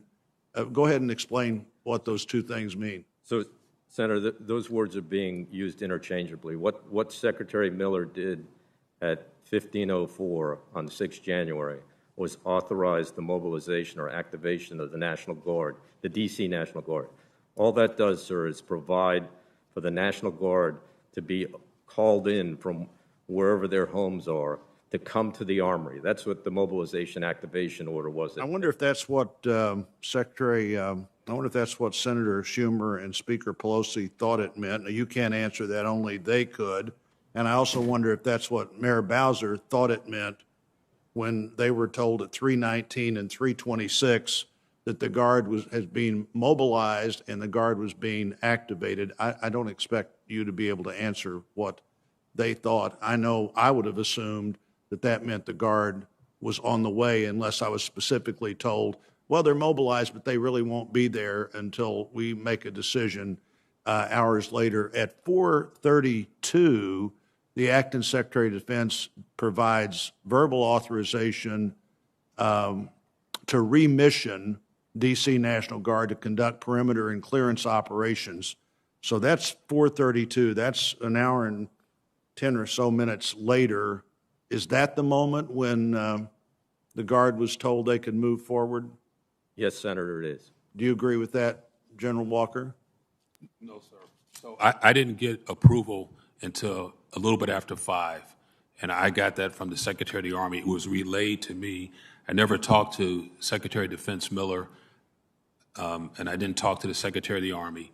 Army senior leaders told me at about 17:08, 5:08 p.m. that the Secretary of Defense has authorized our approval to support the Capitol. So, Senator, if I could, in fairness to General Walker, too, that's when the Secretary of Defense made the decision at 4:32. As General Walker has pointed out, because I've seen all the timelines, he was not told that till 5:08. That's what. How is that possible, Mr. Salazar? Do you think that the decision in the moment we were in was made at 4:32, and the person that had to be told wasn't told for more than half an hour after the decision was made? Senator, I think that's an issue. There was decisions that were being made, There was communications that needed to take place, and then there was actions that had to be taken. All of that was happening at simultaneous times by different individuals, and I think that part of the challenge is that some of the delayed communications probably put some of the challenges that we had that day. Well, I would think so. If you have to have the communication before General Walker and the National Guard can take the action, and the communication doesn't occur for over half an hour, it's a significant problem for the future if we don't figure out how decision, the communication, and the action all happen as nearly to the same time as they possibly can. I agree, Thank Senator. you, Chairwoman. Thank you very much. Senator Hassan. Well, thank you very much, Chairwoman Klobuchar and Chair Peters and our ranking members Blunt and Portman for this hearing. And I want to thank all of our witnesses for being here today, and I want to thank you all for your service to our country. I want to start with a question for Ms. Myslova, please.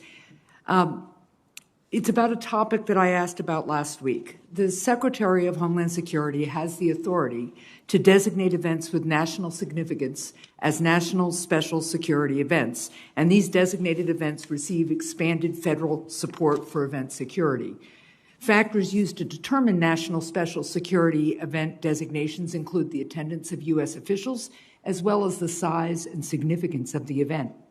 In our hearing last week, the former officials in charge of security here at the Capitol testified that DHS did not reach out to U.S. Capitol officials about designating January 6th joint session of Congress as a national special security event. So, Ms. Myslova, to your knowledge, did any Department of Homeland Security officials ever consider or recommend designating the January 6th joint session of Congress as a national special security event? Sorry. Thank you, Senator. No, to my knowledge, no one at the Department of Homeland Security did consider designating January 6th as an NSSC. Also, to my knowledge, no one responsible for protecting the Capitol asked for such a designation. Right, but when we're talking about an NSSE, you don't need a request from the Capitol, correct? That is correct. You could have DHS could have initiated it. So what is the department's current policy and process for designating national special security events? And were there any procedural issues blocking such a designation in spite of the growing evidence of intelligence available to federal security officials prior to the event? I'm sorry, Senator. I am running currently the Office of Intelligence and Analysis for DHS. We have a small role in the NSSC process, but I am not qualified to speak about the whole process. It's fairly complicated. I'm happy to have Secret Service reach out to you, ma'am, if you'd like me to follow up with that. Well, I think it's really important for us to understand what the processes are. We had, as has been pointed out, the vice president-elect, all members of Congress in one location at an event where there was clear intelligence that might turn violent, and there appears to have been no communication or effort by DHS to designate this in a way that would have had this security that we're now standing about stood up ahead of time in an effective way. So I look forward to following up with you on that. I want to turn to Ms. Sanborn now. According to a recent report, the FBI has currently charged 257 people associated with the events on January 6th. Of the individuals charged to date in relation to the attacks of January 6th, how many were already under investigation by the Bureau? Ma'am, I'd have to get you the specific number, but I can only recall from my memory one of the individuals that was under investigation prior. And was that because the FBI is limited in its tools or capacity to monitor, charge, or arrest these individuals prior to January 6th? Was this a manpower issue? I'm just trying to understanding, looking back now, what might have made a difference in charging, in being able to move against some of those individuals sooner? Yeah, I think that's a great question. I think it's twofold. So it's the complexity of trying to gather the right intelligence that helps us predict indicators and warnings. And I spoke earlier about while there's a volume out there of rhetoric, trying to figure out that intent is very challenging for us in the intel community because it happens on private comms and encryption. So that's one aspect. And then the other aspect is of the people that we were investigating, so predicated investigations, we don't necessarily have the ability to mitigate the threat they might pose by travel if we don't have a charge. And so I think you're tracking that we were aware of some of our subjects that intended to come here. We took overt action by going and talking them and trying to get them to not come, and that worked in the majority of our already predicated cases. Okay, thank you. I'd look forward to following up with the FBI more about that. I also have another question for you about the FBI's information sharing practices. On January 5th, the FBI Norfolk Field Office issued a report that some extremists were preparing to travel to Washington and commit acts of violence.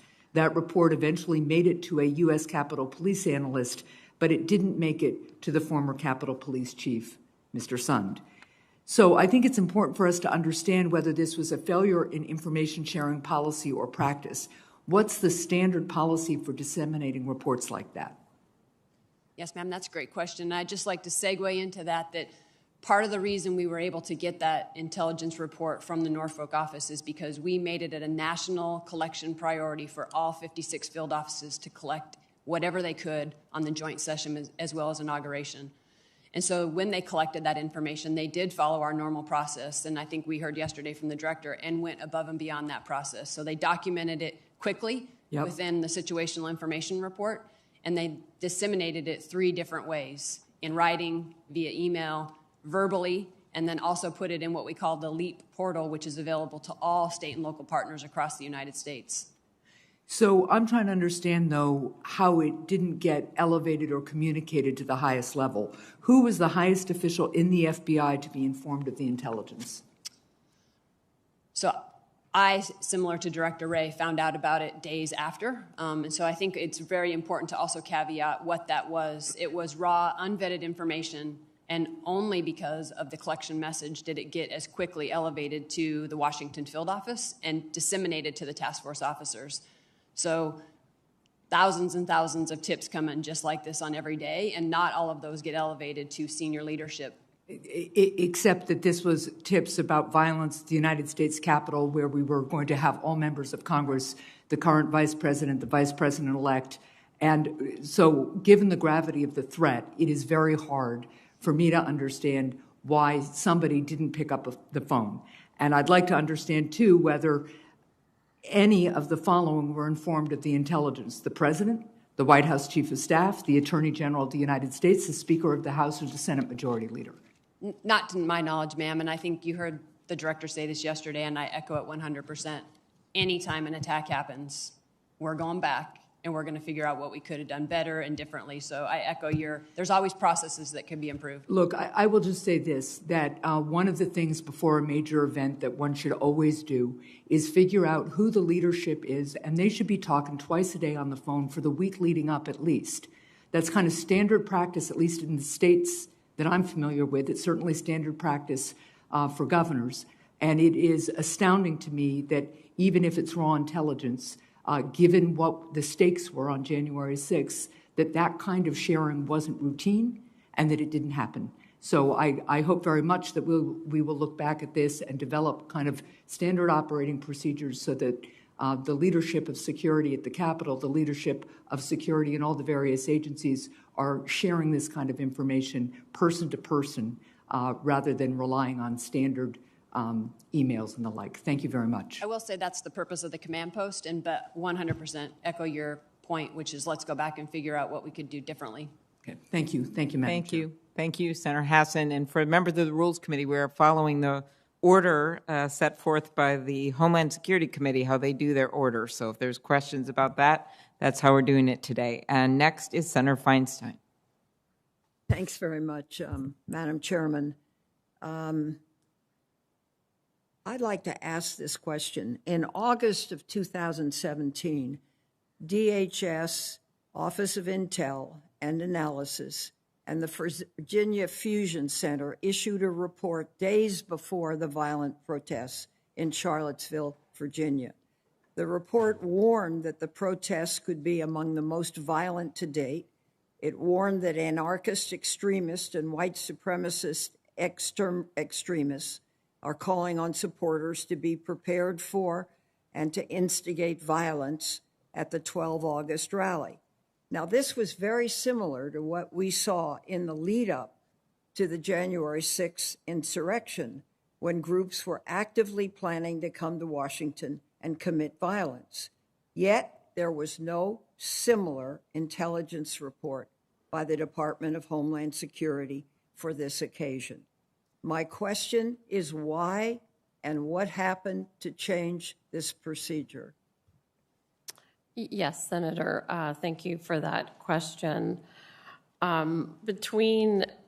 Before the election and then into the inauguration, INA did publish 15 separate unclassified reports that did discuss specifically that there was a heightened threat environment, that the threat could come from lone actors or small cells. We assessed that those that were motivated by concerns about the election and grievances associated largely with COVID-19 restrictions would also appear to be armed. And we also warned that they could transition quickly from a peacetime situation into a violent situation. I actually, in preparation for this hearing, did review all of those reports and was impressed with how well the team did. They were very well written and very specific. The point, Senator, is that we thought we had provided that warning.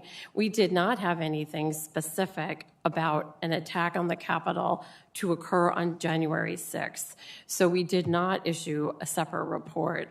In hindsight, we probably should have, but we had just issued a report on December 30th with our colleagues at FBI and the National Counterterrorism Center.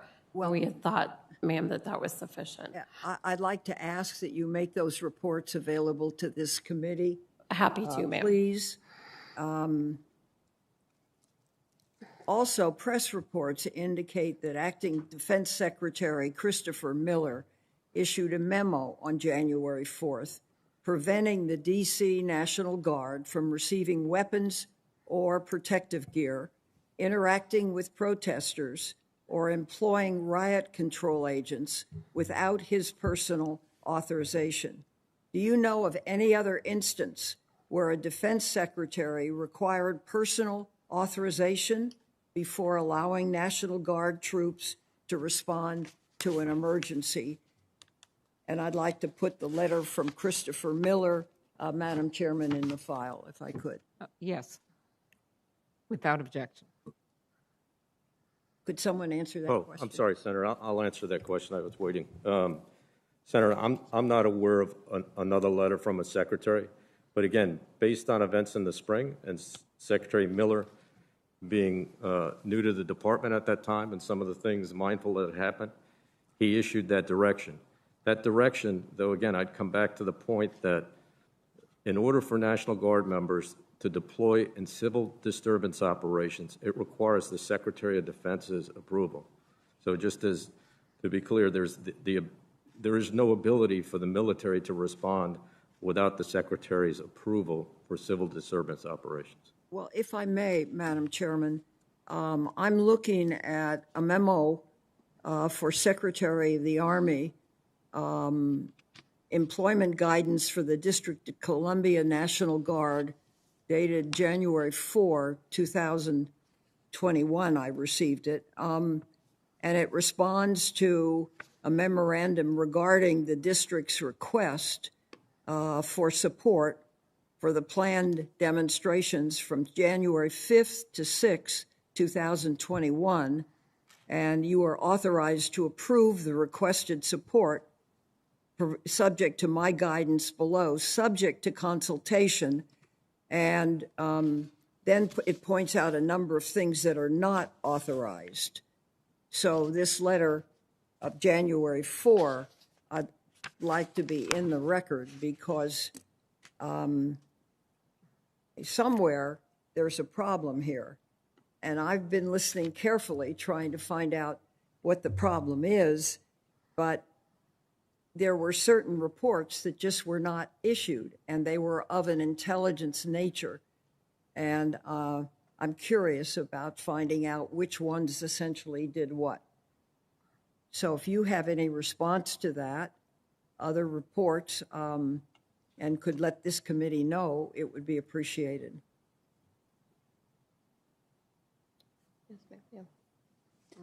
Yes, ma'am, happy to do so. I think the key here is, and I think my DHS colleague mentioned this, is the intelligence we had articulated that we knew people were coming to the DC area. We knew there was a possibility they would come armed and potentially have conflict amongst themselves. What we lacked, and I think you heard this last week from all the folks that testified as well, none of us had any intelligence that suggested individuals were going to storm and breach the Capitol, and that was the intelligence that we lacked. Well, I think that remains to be seen, but I appreciate the comment, and I think that's what this committee has to look for and make a determination whether there was, in fact, adequate pre-question, pre-interest, and there is a record, and I thank you, Madam Chairman. Thank you. Senator Johnson, you're recognized for your questions. Thank you, Mr. Chairman. Before I get into my line of questioning for today's subject, Ms. Smyslova, I received, when I'm sitting here in the hearing, a press release from Capitol Police that said that we have obtained intelligence that shows a possible plot to breach the Capitol by an identified militia group on Thursday, March 4th. Is that a threat that you're aware of? Senator, we issued a bulletin last night, co-authored with the FBI, about extremists discussing March 4th and March 6th. Is that what you're referring to? It's a joint intelligence bulletin we released last night around, it was very late, midnight, I think. Yes. Okay. Well, again, so the threats are ongoing. Yes. General Walker, to review the timeline, at 1:49, Chief Sund contacted you. At 2:15, the Capitol was breached. I think in your testimony you said you had available 340 D.C. National Guard troops. Is that correct? Well, sir, it was actually half of that. So half were on the streets helping the Metropolitan Police Department. The other half would have came in to relieve them. But we would have called them in to come in. Okay. So you had 40 in the quick reaction force, correct? Yes, sir. So had you been able to, had this all been pre-approved by the Secretary of Defense? And I'm mindful of the considerations of having military involved in civil disturbances, and I think that's part of the issue. Some of the blowback that occurred with the spring instances. How quickly could have you gotten how many people to the Capitol? 20 minutes. How many people? 150. Okay. I think that's important information to have. I think, quite honestly, what we need to do here is we need to completely reconstruct what happened. And I mean completely reconstructed. We need to obtain eyewitness testimony from different vantage points, from different perspectives, and that's certainly what I've tried to do. Ms. Sanborn, how many points of confrontation occurred during the riot? I mean, in other words, were these primarily at choke points, doors, windows that were breached, and then inside the Capitol, again, outside the House chamber? Or was there the Capitol is 751 feet long. Was this a 751 long line that Capitol Police and other law enforcement were battling protesters? Thank you for the question. I think we're still in the process of gathering that data. Obviously, the folks that we have charged, we've charged for breaching and getting inside, and so we at least know that at some point they got through a choke point. The actual distance of how long that was is still part of what we're examining, sir. Okay, but we've got all kinds of video, all kinds of photographs, so you obviously are examining that, and from that video, you've been able to arrest 300 people. 300 people have been charged. 18 have been charged with conspiracy. 40 have been arrested for assault on law enforcement officers. So have you, looking at those videos, maybe not been able to identify the people, but have you counted the number of people that you want to identify, for example, that will probably be charged with assault? So we're still doing that, and that number increases just like the arrests every day. And so far, we have identified hundreds of people that we're trying to still identify. Okay, well, again, we've got 300 individuals who have been charged, 40 have been charged by assault. Do you expect the hundreds of people to be charged with assault, or will those be disorderly conduct, unlawful entry? I mean, give me some sort of sense of the extent of this. Absolutely, it's a fair question. So I think the charges have ranged from everything from trespassing to obstruction to definitely assault on federal officers. We have a fair number of those. And so the charges based on the actual behavior that the individual partook that day definitely vary. How many firearms were confiscated in the Capitol or on Capitol grounds during that day?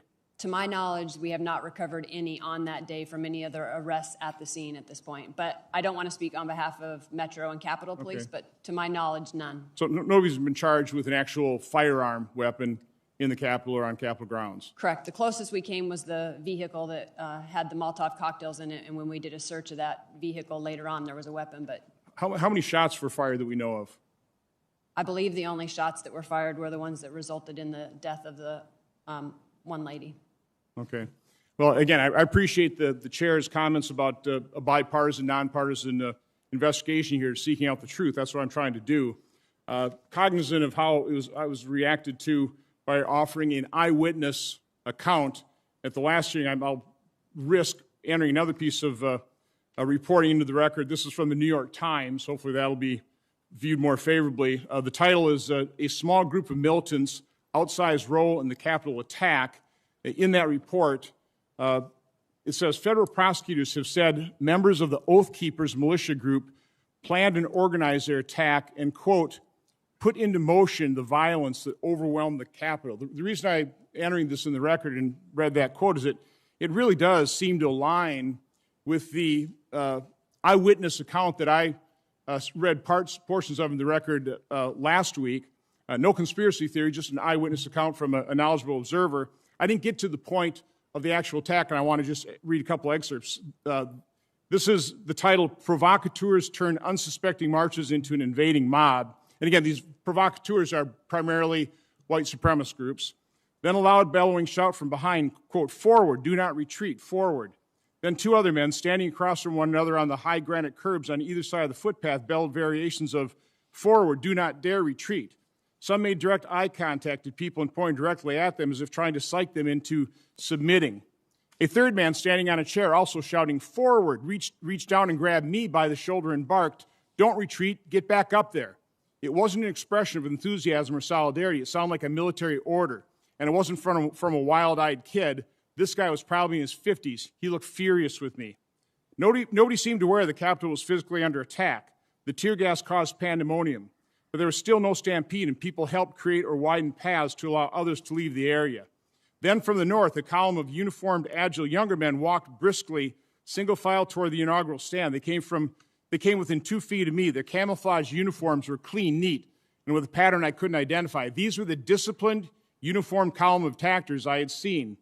There were a good 3 dozen of them moving in a single snake-like formation. They were organized, they were disciplined, they were prepared. We're taking the Capitol, the first or second announced. You're going to get arrested, someone called. Ms. Sanborn, does that tie into with what you're uncovering as you investigate exactly what happened in the Capitol that day, that you had these armed militia groups that had conspired and organized to be there, maybe dozens, we don't know how many, but that they were organized and knew how to use the mob to storm the Capitol? Is that kind of what you're seeing? We definitely so far are seeing a mixture of that, absolutely. We're seeing people that got caught up in the moment, got caught up in the sort of the energy, et cetera, and made their way into the Capitol, and those are probably the ones that you're seeing the charges simply of trespassing. And then we're definitely seeing that portion that you're pointing out, which is small groups and cells now being charged with conspiracy that coalesced either on site or even days or weeks prior and had sort of an intent that day, and they too probably caught people up in the energy. So just one final comment. I would urge anybody that criticized me for entering an eyewitness account in the record last week to please read the eyewitness account to take a look at actually what the truth is. Thank you. Thank you. Before I call on Senator Merkley, I just want to ask you, Ms. Samber, one thing. These people that were assaulting the Capitol in military gear and were pinning an officer between a door and were using bear spray on officers in the Capitol, would you title them provocateurs? Ma'am, it would all depend on the evidence behind the case, right? So as we're going through and we're figuring out what actually we know about each individual, it would just depend on what the facts and what we know holistically about that to be able to put a label on it. Do you think there were some very serious, violent people involved in this insurrection? 100%. A lot of officers were injured and a lot of damage was done. And would you describe the atmosphere as festive? Absolutely not. Thank you. Senator Merkley. Thank you, Madam Chair, and thank you to all for your information. Assistant Secretary Salisis, if I understood your earlier comment, you thought the quick reaction team was only for reinforcing assistance to those members of the National Guard providing traffic control. Did I hear your comment correctly? Yes, Senator, you did. Thank you. Major General Walker, I believe that if I heard your comments correctly, that quick reaction team was there to respond as needed, including protection of the Capitol. Is that correct? No, Senator. So they were actually to provide support to the guardsmen out there. What I would have wanted to do was remission them and get them to the Capitol immediately as a quick reaction force. I see. So they weren't necessarily planned to help protect the Capitol, but you would reassign them to that in that type of emergency? Yes, sir. Okay, thank you for that clarification. I was really struck by the complexity of the chain of command for trying to get a decision for response. It starts with the Capitol Police Board, which goes to the Chief of the Capitol Police, Stephen Sund, who goes to the Commanding General of the D.C. National Guard, who goes to the Secretary of Army, who then consults with people within Department of Army about whether it's appropriate, which then goes to the Secretary of Defense, who then consults Christopher Miller to decide to study that, who then gives an order back to the Commanding General of the D.C. National Guard. This six-step process seems totally unsuited to the situation of responding quickly to an emergency. And just wanted to ask you, Commander Walker, if I'm reading this chain of command correctly, and do you share the view that this is way too complex for a moment when you need to respond quickly? So, Senator, it's a long-standing process, but it can work in minutes. So, for example, during the first week of June, the Secretary of the Army was with me. I watched him call the Secretary of Defense and consult with the Attorney General and respond back to me with a approval within minutes. So it's an elaborate process, but it doesn't always have to be when in extremist circumstances, we can get it done over the phone very quickly. If I understand right, it's normally an elaborate process done in advance, and in fact, the information came to you on January 1st. You got back a response on January 5th, so this was before January 6th, but it had this provision that this restriction that I think you've testified to was unusual, that required reconsultation on January 6th in a fashion that deeply inhibited the ability to move quickly. That's right, Senator. Okay, thank you. I wanted to turn to Undersecretary Smyslova. And you've been with the department for how long? 17 years, sir. For 17 years, and I think you were the Deputy Undersecretary on January 6th, is that correct? Yes, sir. Okay. Well, I was struck by different reports that came from officials saying that there was a mood within the department, and I'll just quote one formal official reports, quote, "Nobody wanted to write a formal intelligence report about this in part of the fear that such a report would be very poorly received by the MAGA folks within DHS. And to follow this up, Brian Murphy, former head of DHS, and I don't know, were you also the deputy to him as well? I was one of his deputies, yes, sir. He noted that DHS officials had ordered him to stay away from the threat of white nationalism, that Chad Wolf, Ken Cuccinelli also had asked him to modify intel assessments to ensure that they matched up with public comments by President Trump to downplay the threat posed by white supremacists. In your time at DHS, it's very important that intelligence is unaffected by politics. It's like the root information. Did you get a sense that there was kind of a troubling cloud, as reported in various sources, including from the former head of DHS, that there was this troubling cloud of political influence over the quality or the kind of determination of how intelligence was presented to officials? I can say that INA's reports did not change. We did not change our assessments based on any political pressure or interference. We did publish the Homeland Threat Assessment. It's a publicly available document that does state that white supremacists are the most persistent and lethal threat to the homeland.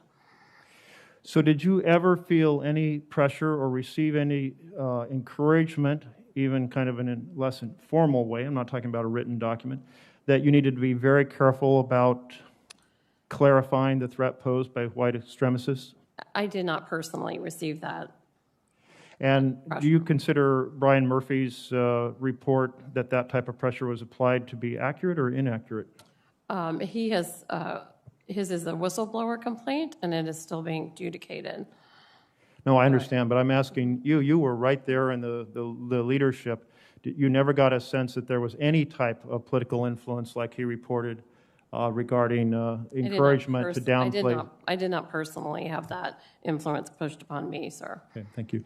Some have suggested that the reason that there were formal intelligence assessments regarding earlier events, including the protests in Portland, but not such a detailed presentation related to January 6th, was because of this pressure to downplay to some degree the threat posed by white extremists.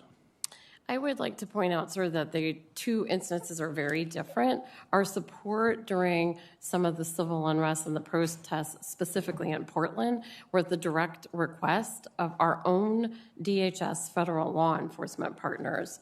And in that capacity, we were reacting to a pattern of violence that had shown itself for several weeks.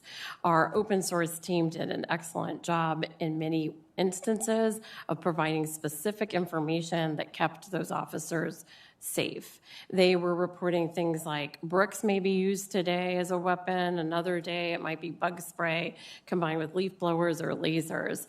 Our work, by contrast, leading up to the election and January 6th is quite different. It's a different kind of an environment. There's not that pattern of violence. It is a different kind of assessment. So I do suggest, sir, that it's impossible to compare the two. Thank you for your testimony. Thank you. Thank you, Madam Chair. Mr. Chair. Thank you, Senator. The chair recognizes Senator Sinema for your questions. Oh, thank you, Mr. Chair, and thank you to our witnesses for being here today. During last week's hearing, we heard about coordinated security planning efforts between law enforcement and federal partners for January 6th, including areas where planning could be improved. As part of this conversation, the committees heard about intelligence shared by the FBI field office in Norfolk, Virginia on January 5th, warning of extremists preparing to travel for, quote, war. We also heard from the former chief of U.S. Capitol Police that he never saw this report and that on January 6th, he knew of no intelligence suggesting there would be a coordinated violent attack on the U.S. Capitol. The head of the FBI's Washington field office has previously said publicly that the Bureau did not have intelligence suggesting the rally would turn violent prior to the January 5th report. However, on January 8th, a podcast from the New York Times outlined activity across multiple social media platforms showing coordination between groups ahead of the January 6th attack. The podcast highlighted social media conversations about coordinating travel, bringing weapons, and using language like Occupy the Capitol and the revolution will come to Washington. So my first question is for Ms. Sanborn. Was the FBI aware of these specific conversations on social media? To my knowledge, no, ma'am, and I would just sort of articulate why that is. So under our authorities, because being mindful of the First Amendment and our dual-headed mission to uphold the Constitution, we cannot collect First Amendment protected activities without sort of the next step, which is the intent. And so we'd have to have an already predicated investigation that allowed us access to those comms and or a lead or a tip or a report from a community citizen or a fellow law enforcement partner for us to gather that information. So the FBI does not monitor publicly available social media conversations? Correct, ma'am. It's not within our authorities. So my next question is for Ms. Sanborn and then Ms. Slislova. Did the preparations for January 6th rally follow the typical process for sharing information among law enforcement entities when confronted by this type of an event with a high potential for violence? And were there additional processes implemented to consider that, as Senator Klobuchar pointed out, this was an event with Congress in session and the Vice President and Vice President-elect all gathered in one place? Yes, ma'am. So a couple of things we did different than normal operations is we sent out and made this a national priority for all of our 56 field offices to actively go out and ask sources, collect information on any threats that posed to the National Capital Region, not only for the 6th, but for the inauguration. That tasking is what led to the potential collection in the Norfolk field office. We also, a step we took that is different than our normal every course a day of business is both Washington field office and headquarters stood up command posts. So we activated our NC3, which is a multi-agency task force that was 24/7 inside the Hoover building, inside SIAC, and Washington Field mirrored that in their field office. And ma'am, yes. Yes, ma'am. And DHS also, INA, had been on a heightened period of alert before the election and then after the election. We also participated in the command posts in the Washington the Washington Fusion Center. In retrospect, we may have been better off if we had considered sending out some kind of a terrorism bulletin, but we did not do that before January 6th. So, and this is a follow-up question for both of you. The FBI field offices did have intelligence outlining a threat to Congress. We know that conversations were happening on publicly available social media, and DHS was tracking the travel of some of these suspected radicals. So given all of these pieces, what, in your opinion, broke down, and what got in the way of law enforcement properly planning to meet these publicly articulated threats? I'll start. I think exactly the processes we had in place, we followed, and I think that's the good news. I think, as you heard the director yesterday, and I would echo, anytime there's an attack, we in the FBI want to bat 1,000, and we want to not ever have this happen again. And so we're asking ourselves exactly the questions that you're asking. Is there a place that we could have collected more? Is there something that we could have done? And so that is exactly what we're looking back at. I think that the information we had, we worked quickly to try to get that out in reporting and share it in multiple ways, verbally, email, putting it in portals, et cetera. But 100%, you can rest assured we're asking ourselves the same, as we want to continue to improve and get better. And ma'am, we also at DHS are completely dissatisfied with the result of our efforts leading up to January 6th. We are re-examining how we distribute our information, how we coordinate with our partners. We thought that it was sufficient, and clearly it was not. We are also working much more focused on applying more resources to better understanding this particular threat. We also are looking at how we can better understand social media to get those tips and maybe get better insight into what this adversary is doing. This is a very difficult threat for us in the intelligence community to understand. It is It will require more partnerships with non-traditional partners and with our standard state and local partners, and you will see that we will reinforce our already good partnership with the FBI. We will do better. Thank you. Following up on that last comment around local partnerships, I wanted to go back to Ms. Sanborn. On January 5th, the FBI did receive information that armed protests were being planned at Capitol buildings in all 50 state capitals. Could you just briefly, in the time we have left, share how that intel was acted upon and how it was shared across the country? Ma'am, I don't recall off the top of my head. I'd have to get back to you on the mechanism that we did to share that information. So based on that response, would it be fair to assume that it was not a particularly high priority, that there were armed protests planned at all 50 state capitals across the country? No, it 100% was a high priority, and it definitely, for our mission and our focus, we were not on the 6th only focused on the National Capital Region. We were focused on the whole country, and so it 100% was a very important focus for us. I just can't remember the mechanism of the document or whether it was an email, whether it was a joint product, how we passed that information, but we were concerned with it, and I know we disseminated it in some form, and I owe you that. Thank you. So I'll just have my team follow up with you. Mr. Chair, I see that my time has expired. I yield back and thank you. Thank you. Senator Padilla, you are recognized for your questions. Thank you, Mr. Chair. First a comment, then a question for the witnesses. I understand, there's a lot of people saying they'd like to see a reconstruction of the events of January 6th and how they came to be. For anybody genuinely interested, I turn their attention to the House Impeachment Manager's presentation to the United States Senate from February 9th through the 13th. My questions today, though, are in some ways a follow-up to yesterday's Judiciary Committee hearing, where we heard from FBI Director Chris Wray. And I'm going to quote from his testimony yesterday. Quote, "We are not aware of any widespread evidence of voter fraud, much less that would have affected the outcome in the presidential election." End quote.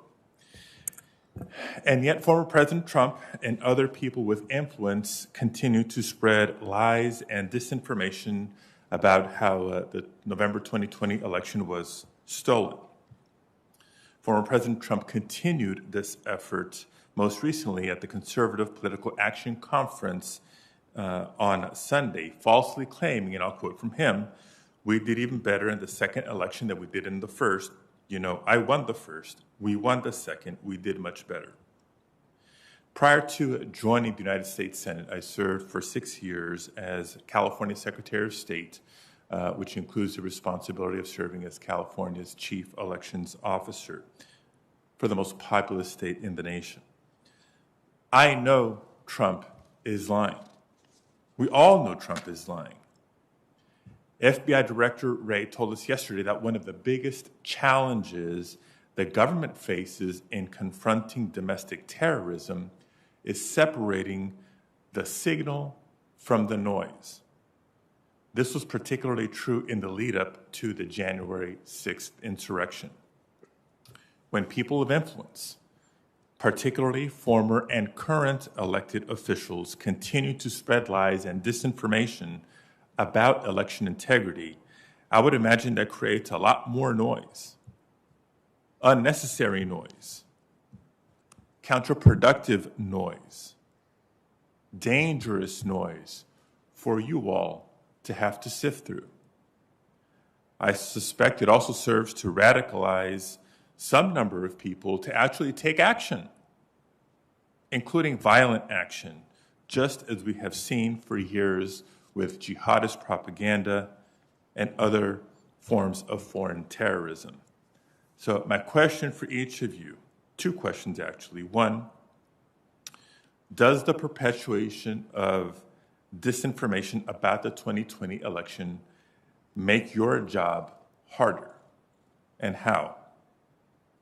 Second, what kind of message does the January 6th insurrection send to other domestic violent extremists and our foreign adversaries as well?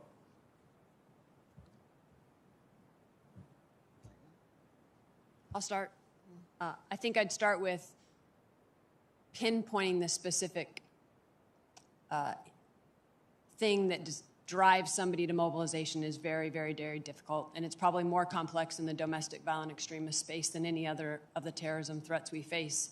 And why that is what we've found in our investigations is domestic violent extremists not only are potentially doing what they're doing in an insular manner, but it's a combination of an ideology that they have, and what makes it different is a very unique personalized grievance. And when those things combine, that appears to be what pushes them to mobilization. And so for every single individual, we're trying to find that, but it's incredibly hard, and it relies a lot on their ability, post-disruption, to explain that process to that. And so that's something we're trying very hard to get to the bottom of on each of these cases.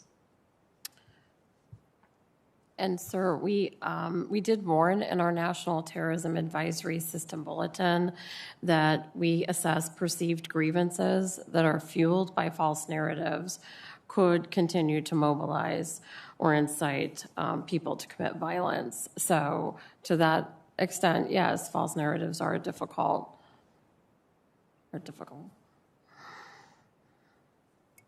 Senator, the Department of Defense does not do domestic intelligence on U.S. citizens, but there's no tolerance for extremists in the ranks of the Defense Department. Secretary Austin, within the first few weeks of taking over as the Secretary, ordered a stand down in the Defense Department, a one-day stand down to examine extremism, educate people, and make sure that we're doing everything we can to root that out. Senator, I'll spare you for a second because I want to make sure I get some clarity here. Now, I know these issues are complex. Your work is tremendously complex and challenging. But the answer to the first question, based on what I hear, tell me if you disagree, is the question being, does this make your job harder? The answer would be so far, yes, yes, yes. Is that correct?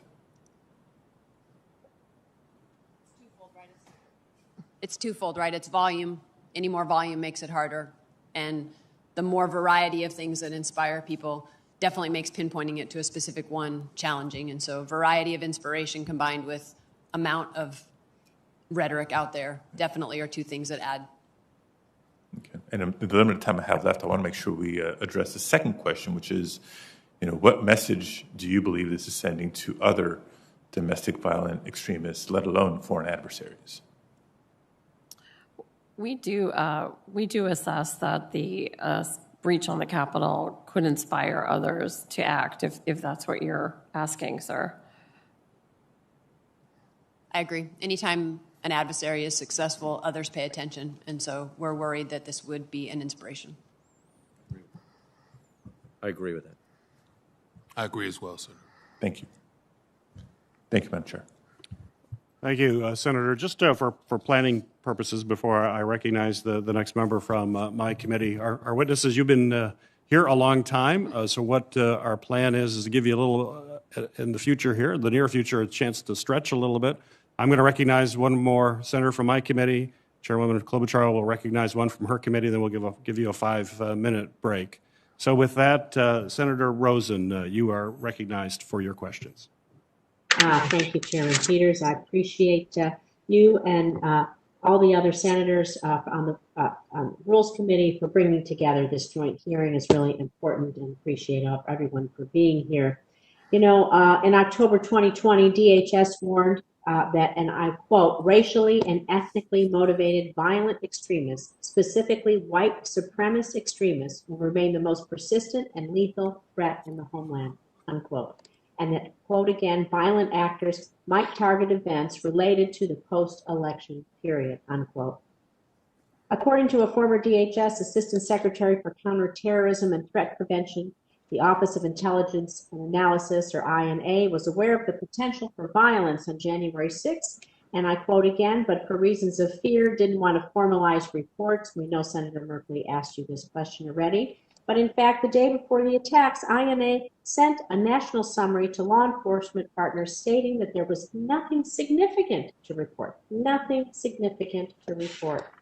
And so if DHS assessed white supremacists to be the most lethal threat to Americans, and if INA was aware of domestic violent extremists mobilizing to cause violence on January 6th, then why didn't the department issue a formal intelligence warning that violence could occur? And I'm asking this of Ms. Smyslova. Yes, ma'am. First, we have heard of that report that we supposedly sent out that said nothing significant to report, and we cannot locate that. So I have no idea where that notion came from. Will you follow up with us on that report, see if you can find it or where we got that impression? We've looked, ma'am, for a while. So we don't have a copy of that report. This wouldn't be an official report INA sent out. It is possible, ma'am, that what it came from was maybe a phone call or something else where we said we had nothing additional to report. We did view the work that we had done prior to January 6th as being sufficiently specific in warning of the possible threat. Some of the reports we did distribute, you just quoted from yourself. So it was our belief that those warnings were enough. Obviously, they were not. We are working very hard now to do two things. One, get better specificity and insight into this particular threat. And then secondly, understand better how our customers receive our products, read our products, who gets our products. It is unclear to us why they were not received and we were not better prepared for a possible attack. I want to ask a follow-up on that. Did INA share any intelligence products with national fusion centers relaying information about possible violence on January 6th? And is Capitol Police part of the DC area fusion center? Yes, we talked specifically to the Capitol Police in early December, made sure that they were in receipt of all of our products, and they received, again, the one we put out just a week before the attack that we co-authored with FBI, National Counterterrorism Center. We know that all of our products do go to the National Network of Fusion Centers, and we, in fact, participated in a phone call that was sponsored by the National Network of Fusion Centers the day before on January 5th, where we also reiterated our concerns that we were in a heightened threat environment, that this particular adversary could mobilize quickly, and they most likely as small cells, lone offenders, they would most likely come armed, and they could, were interested in attacking specifically government buildings and large gatherings. Well, I appreciate that, but it seems like we weren't exactly ready. So moving forward, I know you alluded that you're going to try to figure out where your product goes and who talks about it, but how are you going to specifically elevate INA's assessment that white supremacists are the homeland's most lethal threat so that quality, detailed, and informed intelligence actually reaches our communities, including our local law enforcement, ahead of possible attacks so that we can prevent any loss of life, certainly, or other kinds of damage. Yes, ma'am. And the department is committed to doing that. Our secretary is very committed to coming up with a whole of DHS approach to better combat domestic terrorism. We are working across the department to understand how to better articulate the threat and deliver the threat and how to mitigate it with our state and local partners. Thank you. I want to move on because the day before the insurrection, the FBI issued an internal warning that extremists plan to take part in violence on January 6th. Last week, I asked Metro PD about the intelligence failures leading up to the attack. Acting Chief of Police Conti told me that FBI emailed MPD an alert bulletin warning about potential violence at 7 p.m. the night before the attack. Mr. Conti told me, again, I'm going to quote here, I would certainly think that something as violent as an insurrection at the Capitol would warrant a phone call or something, unquote. But yesterday, FBI Director Wray shared that his information had been provided to local law enforcement multiple times and in multiple forms. So, Ms. Sanborn, it sounds like either Mr. Conti or Director Ray was mistaken. So can you corroborate Director Ray's statement?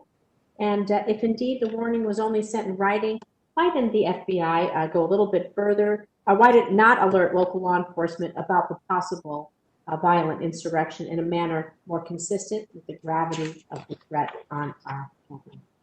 Yes, ma'am, I appreciate the question. I think I'll start with the information we received, just to correctly characterize what it was information off the internet, unattributable to a specific person.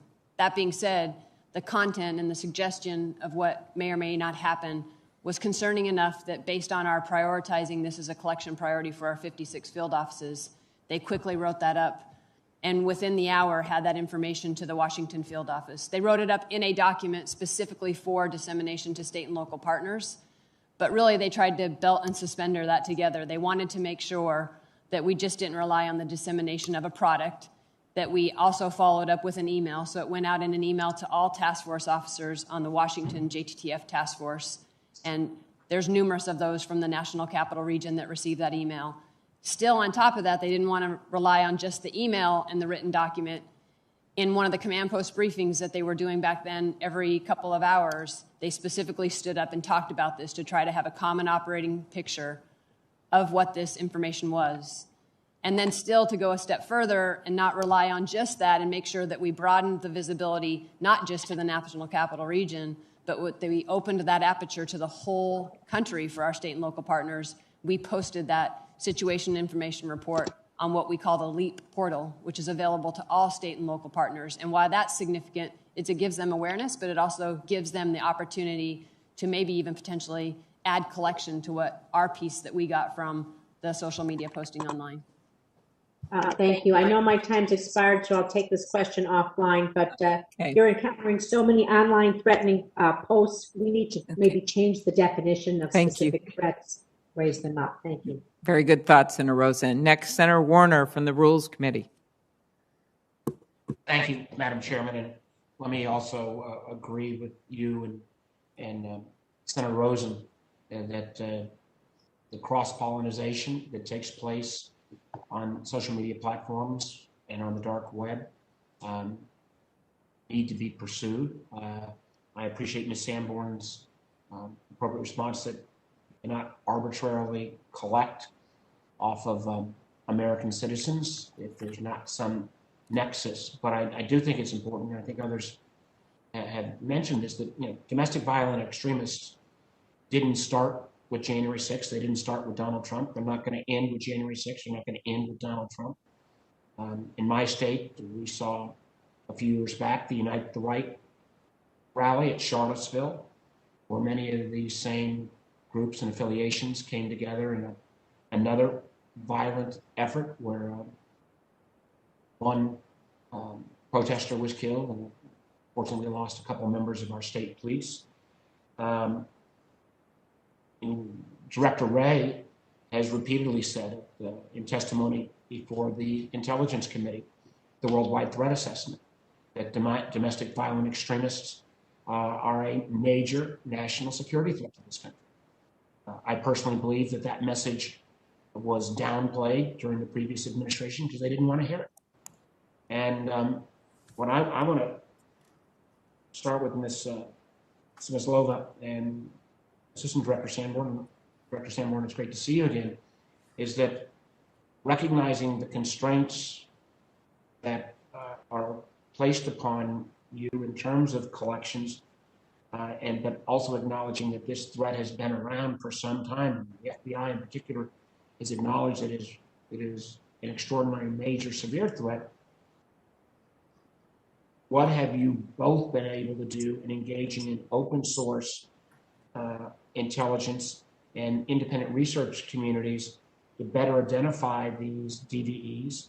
I know in the run-up to the January 6th insurrection, there was research done by Harvard's Joan Donovan and Elon University's Megan Squire, as well as other researchers that pointed to the fact that these DVEs and the affiliated groups, oftentimes groups that are working in conjunction with groups in Europe, were planning this effort. So how are you, both DHS and FBI, utilizing these independent researchers open source activities, and making sure we've got a better handle on it, recognizing the appropriate constraints on what you can do directly.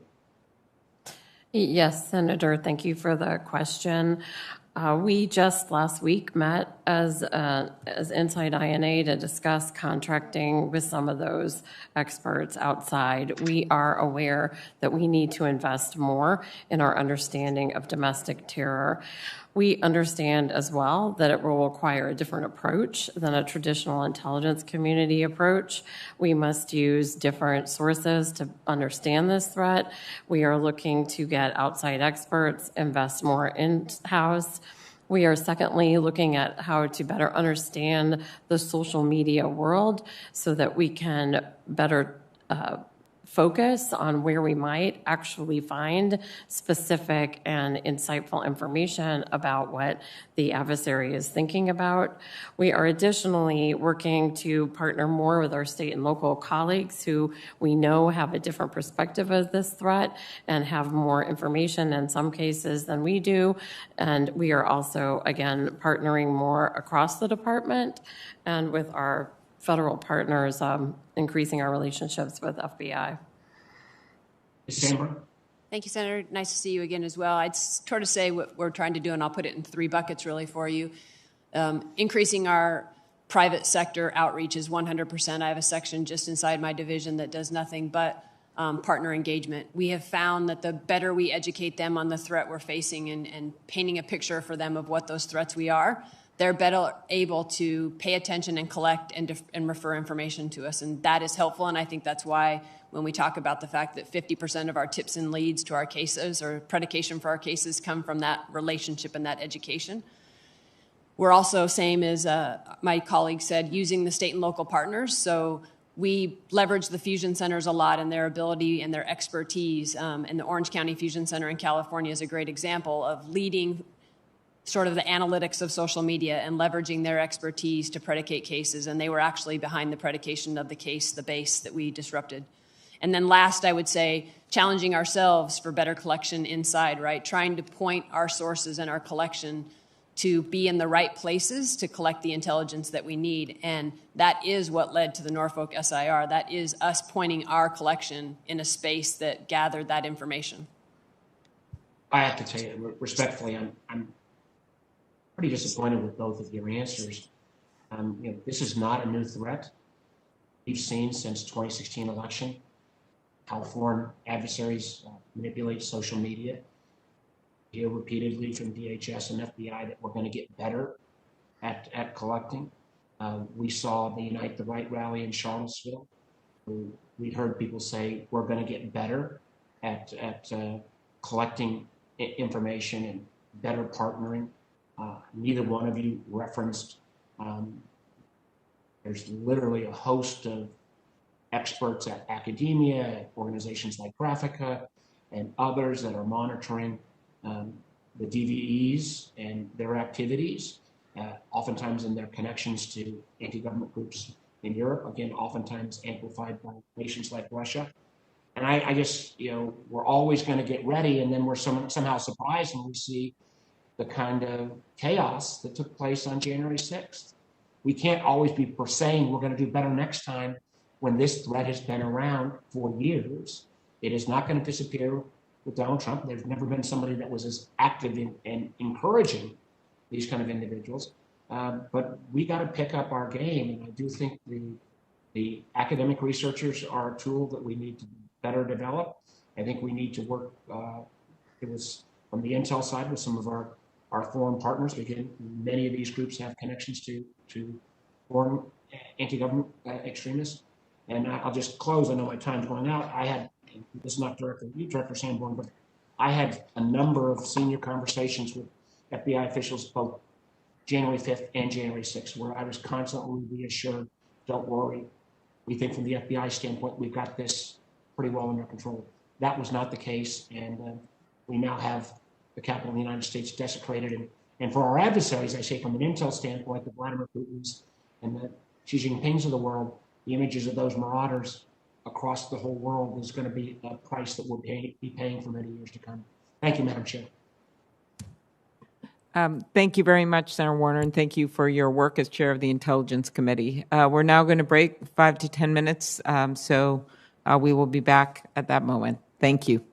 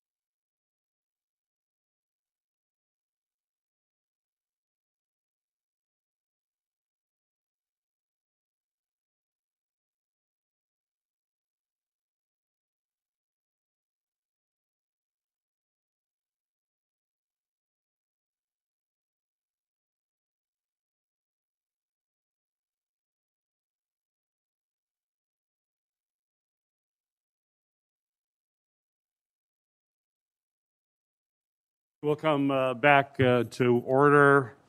Senator Langford, you are recognized for your questions. Mr. Chairman, thank you very much for this. Witnesses, thank you. I appreciate your engagement. We're trying to all fill in blanks, and none of you have all the answers on this. We're not expecting this panel to be able to cover everything on it, but I do appreciate the gaps that you're helping us fill as we go through this conversation together. Ms. Smyslova, I want to ask you a couple of questions about the IC. I've read through some of the sensitive information that was sent out to law enforcement in advance of January the 6th. Help me understand someone that's getting that report. Obviously, many of these folks that are getting the report from Capitol Police and others, Sergeant at Arms, they get reports like this similar every day. If I look at the reports prior to January the 6th that are coming out from intelligence, I have a hard time looking at it and getting the context of how is this different than normal. So help me understand for those reports, for someone who's reading these reports every day, how would they understand the context of what you're seeing or what the folks are seeing on the ground that's different than what they had seen 3 months before, 6 months before, a year before? Yes, sir. That is a great question, and that is one that we are now reassessing. It was our view, again, when I prepared for this hearing and I looked at all of the work that we had done, specifically talking about the extremists that would be motivated by the dissatisfaction with the election results and also unhappy with some of the restrictions related to COVID-19. The reports are quite good. They are well written. They seem to summarize pretty succinctly. I mean, I look at them and I'm proud of the team, which has produced twice as many reports on domestic terrorism this last year as they did the year before. But to your point, it might be hard to see that trend over time in the noise. So looking backwards from, now what didn't happen, right? We are examining, should there be different types of reports? Should we use some of the tools that DHS has, such as the National Terrorism Advisory System? We have restarted the Counterterrorism Advisory Board, which was occurring monthly under the previous administration and had fallen off for a variety of reasons the last few years. We've restarted that. Secretary Mayorkas is challenging us all to do a better job when it comes to combating terrorism, domestic terrorism. So I guess that's a long way, sir, of saying we are taking a look at the reports that we have done. We will be engaging very directly with all of our stakeholders, asking them what we could do better, asking them how they might better receive the information. Should we put it in a different format? Is there some way we should remind them that this is an alert? And it is hard, candidly, with the volume of information that we all receive daily. Sure. You're getting a tremendous amount, and that information continues to be able to flow. But when I look at the reports and look at even the bottom line up front that's at the beginning of it, it all seems very standard to me. Mm-hmm. There doesn't seem to be an elevated risk. Now, there's some details that come afterwards that if you're reading through it, you could then elevate it. And as you've heard, some members on this committee and others in the media have pulled out specific statements buried in a report and pulled it out and said, well, how could you have missed this? Right. But in the bottom line up front, it looks very standard. Here are the risks. Here are the things that we're seeing. There doesn't seem to be something that would say, hey, this is higher than normal. Mm-hmm. If I can use the intel term, it seems to be chatter. Even in the report itself, it identifies multiple places. This was one person on a social media site, and they had one comment that they made on it. That would make someone think this is one person out there saying this. This doesn't look like a movement that's happening. So if that was accurate, to say we're hearing some chatter on that, there has to be some way to be able to note that for the future, to be able to say elevated, more so than normal, higher than it was a week ago, some way to be able to show a trend line, whether it's bottom line up front all the way through to say it's increasing in awareness on this. No, and that is something that is fixable. I would tell you my challenge from serving on the Intel Committee is seeing different reports that come through that are so carefully scripted, they say nothing. So getting as many pieces of raw information as possible, which are in some of these reports, but then to also make sure that the assessments and the statements are very, very clear will help everyone in the process. We do reach moments where it becomes so politicized that we've got to be able to turn down the volume of that particular word that at the end of it, they don't say anything. General, can I ask you a question on this as well? For any of the operations that Washington, D.C. has, or that you know of for other National Guard members, in any operation that you're going to be around, and you had obviously soldiers that were involved, scattered around the city helping with traffic duties and such during the day, do you get the threat assessments in advance, the same as what Capitol Police, Metro Police would get? Because obviously you're assisting Metro Police. So would you get the same threat assessments that they get as they're leading up to the event, so that you would have that for that event as well? Yes, Senator, we do receive finished intelligence products. Okay. Are those helpful to you? They are. Good. Is there anything that you're missing when you go through those reports that you wish was there? No, sir. Yeah. We would all love to see 2020 into the future. I get that completely. You've made several comments through the course of the day today that I've noted, and then in your statement itself, where you stated the Secretary of Army's January 5th letter withheld authority for me to employ the quick reaction force. Now, we've talked about that, and several of us have brought it up. I want to ask a question for the folks that were actually on traffic duty and such, that were helping out that day and standing side by side with Metro Police to help them. Were those folks armed with less lethal implements to be able to help in case there was a riot situation or an unruly crowd? Could they have engaged from where they were with less than lethal force? So they weren't equipped with less than lethal, but they were equipped with force protection, helmets, shin guards, body protection. Were they wearing those, or were those in the vehicles? They were in the vehicles. They were in the vehicles. And those, my understanding was, were those weren't military vehicles that day. They were to be unmarked vehicles that were other government vehicles. Is that accurate? Yes, sir. They were GSA vehicles. Got it. And then there was no overhead for your folks that were out that day. My understanding is there was a request from the mayor to not have military vehicles, to not have helicopters up in the air that day in support. Would that have typically been something that you would have asked for in the past, to be able to have some kind of overhead for a day like that? No, sir. We would not have needed helicopters or any kind of air support for a mission like that. Just simple traffic control. And the quick reaction force was available to support them if they needed it. But they are physically how far away? As far as minutes, I don't have to say where they were exactly. About 25 minutes away. So quick reaction force was 25 minutes away. Even if it was go, we need you to be able to respond. It's 25 minutes on a good traffic situation to be able to get there, barring what's happening with the crowd. Well, we would have had a police escort. So the District of Columbia has military police and security forces. Both have marked police vehicles with the emergency equipment, lights, sirens. Right. And just to clarify, that's 40 individuals on that quick reaction force. Is that correct? Yes, sir. Okay. Thank you. Thank you all. Thank you, Senator Laneberg. Next up, Senator King from the Rules Committee. Thank you very much, Madam Chair, and thanks for holding this hearing. A quick question for Mr. Solisas.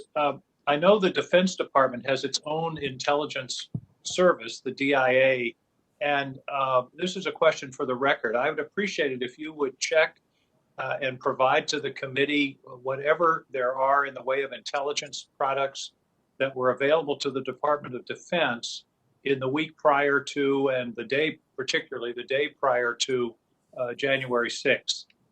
And they can be submitted in a classified setting if there are issues of sources and methods. I don't know if there's any such material, but if there is, I hope you will make it available to the committee. General Walker, you're a very important witness today because you were in the midst of all of this and you were in touch. And what we're really struggling with here is why that long delay. And you testified earlier that in the summer, the delay was a matter of minutes. This time, it was a matter of 3 hours and 19 minutes, I think, as Senator Portman said. The question is, was the delay caused, in your judgment, from being on these various phone calls by anything remotely resembling politics and a desire not to interfere with this particular group? Or was it because of I think the word blowback has been used, the concerns about what had happened in the summer and the criticism that the Guard had taken for its actions at Lafayette Square or in other parts of the protests of the summer?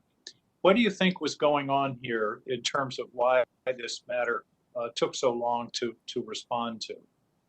So, Senator King, I think it was a combination of both. In my judgment, it was two factors. So I had the benefit and comfort of having the Secretary of the Army co-located with me during the summer. So he was right next to me for pretty much that entire week, the first week of June. And I was in constant communication with him. I had his phone number, he had mine, and we communicated regularly. I didn't have that benefit for January 6th. So there was some concern. I don't think it was so much of what the District of Columbia National Guard and Guard Nation did for June. I think it was more the word that I kept hearing was the optics of it. And there was a concern that it could inflame the protesters. So a uniform presence of guardsmen, U.S. Army, U.S. Air Force uniforms could inflame the protesters. That was a concern as well. That was a thought by Army senior leaders. And the optics that you mentioned, that's sort of, in this context, become a bit of a pejorative term. But what they were really worried about, in my understanding, is the visuals of armed troops and military vehicles and barriers surrounding the United States Capitol. Ironically, that's what we ended up with. But is that the concern that you discerned in those conversations? Well, Senator, nobody was talking about being armed on January 6th. We were talking about physical presence, civil disturbance, equipped guardsmen to form a line with the United States Capitol Police and the Metropolitan Police to restore order and prevent the Capitol from being breached. But there's no question that the day before, or the days before, the city made it clear that they did not want the National Guard at the Capitol. Is that accurate? No, sir. The city doesn't have standing at the Capitol. So the city, the mayor's request and the director of Homeland Security, Dr. Rodriguez's request, did not talk about the Capitol at all. Okay, so the request from the city was directed toward the traffic control and those kinds of things away from the Capitol. Yes, sir. Let's move from history to what we learned from this. In your view, should there be changes in the process or changes in the chain of command in an emergency situation to enable the National Guard, whether it's you here in the District of Columbia or a National Guard unit in New York or San Francisco or Austin, Texas, should this be something that we're concerned about? The 3 hours of reaction in a true emergency situation seems to be something we need to figure out how to avoid. If I can answer it two ways, I think you should be concerned that Chief Son was not allowed to contact me and ask for help in advance. So then we could have had the right forces positioned to support the Capitol Police and protect the Capitol. That's one. Number two, the request did take too long. The response to the request took too long. So I think there needs to be a study done to make sure that never happens again. It shouldn't take 3 hours to either say yes or no to a urgent request from either the Capitol Police, the Park Police, the Metropolitan Police Department. In an event like that where everybody saw it, it should not take 3 hours. But before that would have happened, I think the Capitol Police should have been empowered to request National Guard assistance in enough time that we would have been there ready to have a large quick reaction force sitting possibly at the armory, possibly closer, to be ready to respond and not be late to need. So the limitation on the Capitol Police ability to liaise with you prior to the event was an issue, but I want to get to the larger issue of being able to react, and should we have a contingency plan? Should there be an after action assessment within the Department of Defense about those 3 hours and how to empower the local leadership, such as yourself, to react in an extraordinary emergency so that you don't have to go through whatever it was that caused the delay, whether it was communication or chain of command or consultation. But clearly, again, this could be an emergency in another city under entirely different circumstances.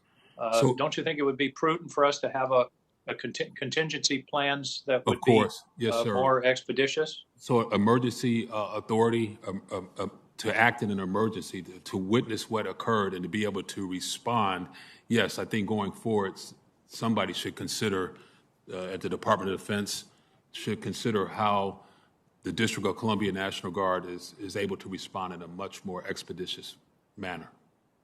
Or the National Guard in other parts of the country. Thank you very much, General, for your testimony. Thanks to all of you, and thank you, Madam Chair, for this important hearing. Thank you. During today's testimony, two memos have been discussed, one on January 4th and one on January 5th, from Ryan McCarthy to Major General William Walker. One of those documents have already been entered into the record. Without objection, I'd like to enter the memo dated the 5th of January, 2021, from Ryan McCarthy to General Walker. Without objection, be entered. With that, Senator Carper, you are recognized for your questions. Thanks. Can you hear me, Mr. Chairman? I can, loud and clear. Good. Thanks so much. Our thanks to our witnesses for joining us today for your input. I've been a member of this committee for Homeland Security Committee, Government Affairs, for 20 years.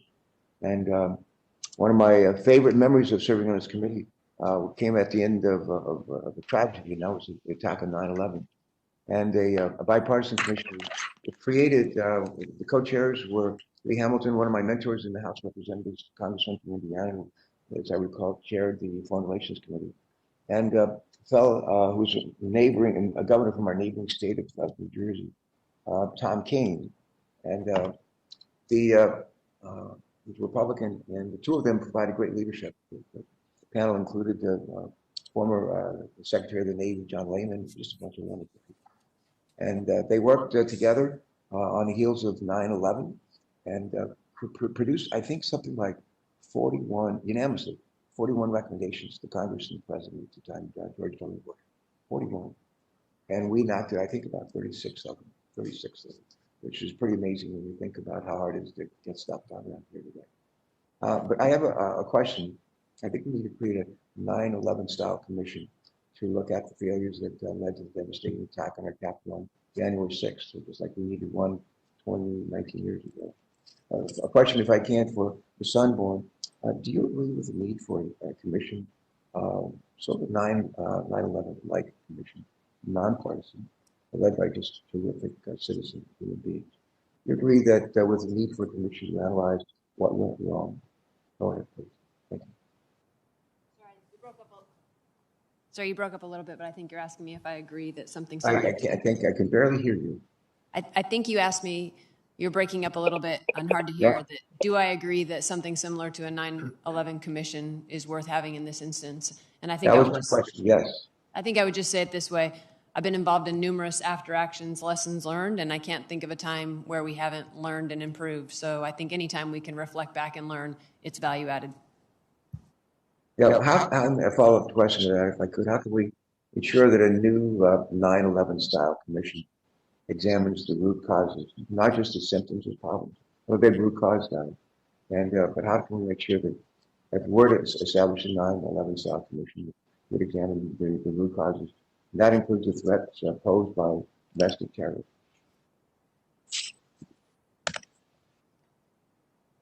If I understand your question, you're asking me, how do we ensure we have a 9/11 commission that's set up to do a good job? Yeah, and I don't so know we're that not just looking at the symptoms of the problem, but like the root causes of the problem. the root cause. I don't have any specific examples of how best to set that up. I've never been necessarily involved in picking sort of the road ahead and picking and selecting the team that does the review, but I have always benefited from the review. Well, maybe part of it is for us as members of the Congress is to make clear, if there were to be a commission, our interest in certainly include focusing on the root causes, the threat posed by domestic terrorists, and make sure that the leaders of that bipartisan commission be committed to examine the root causes. Maybe that would.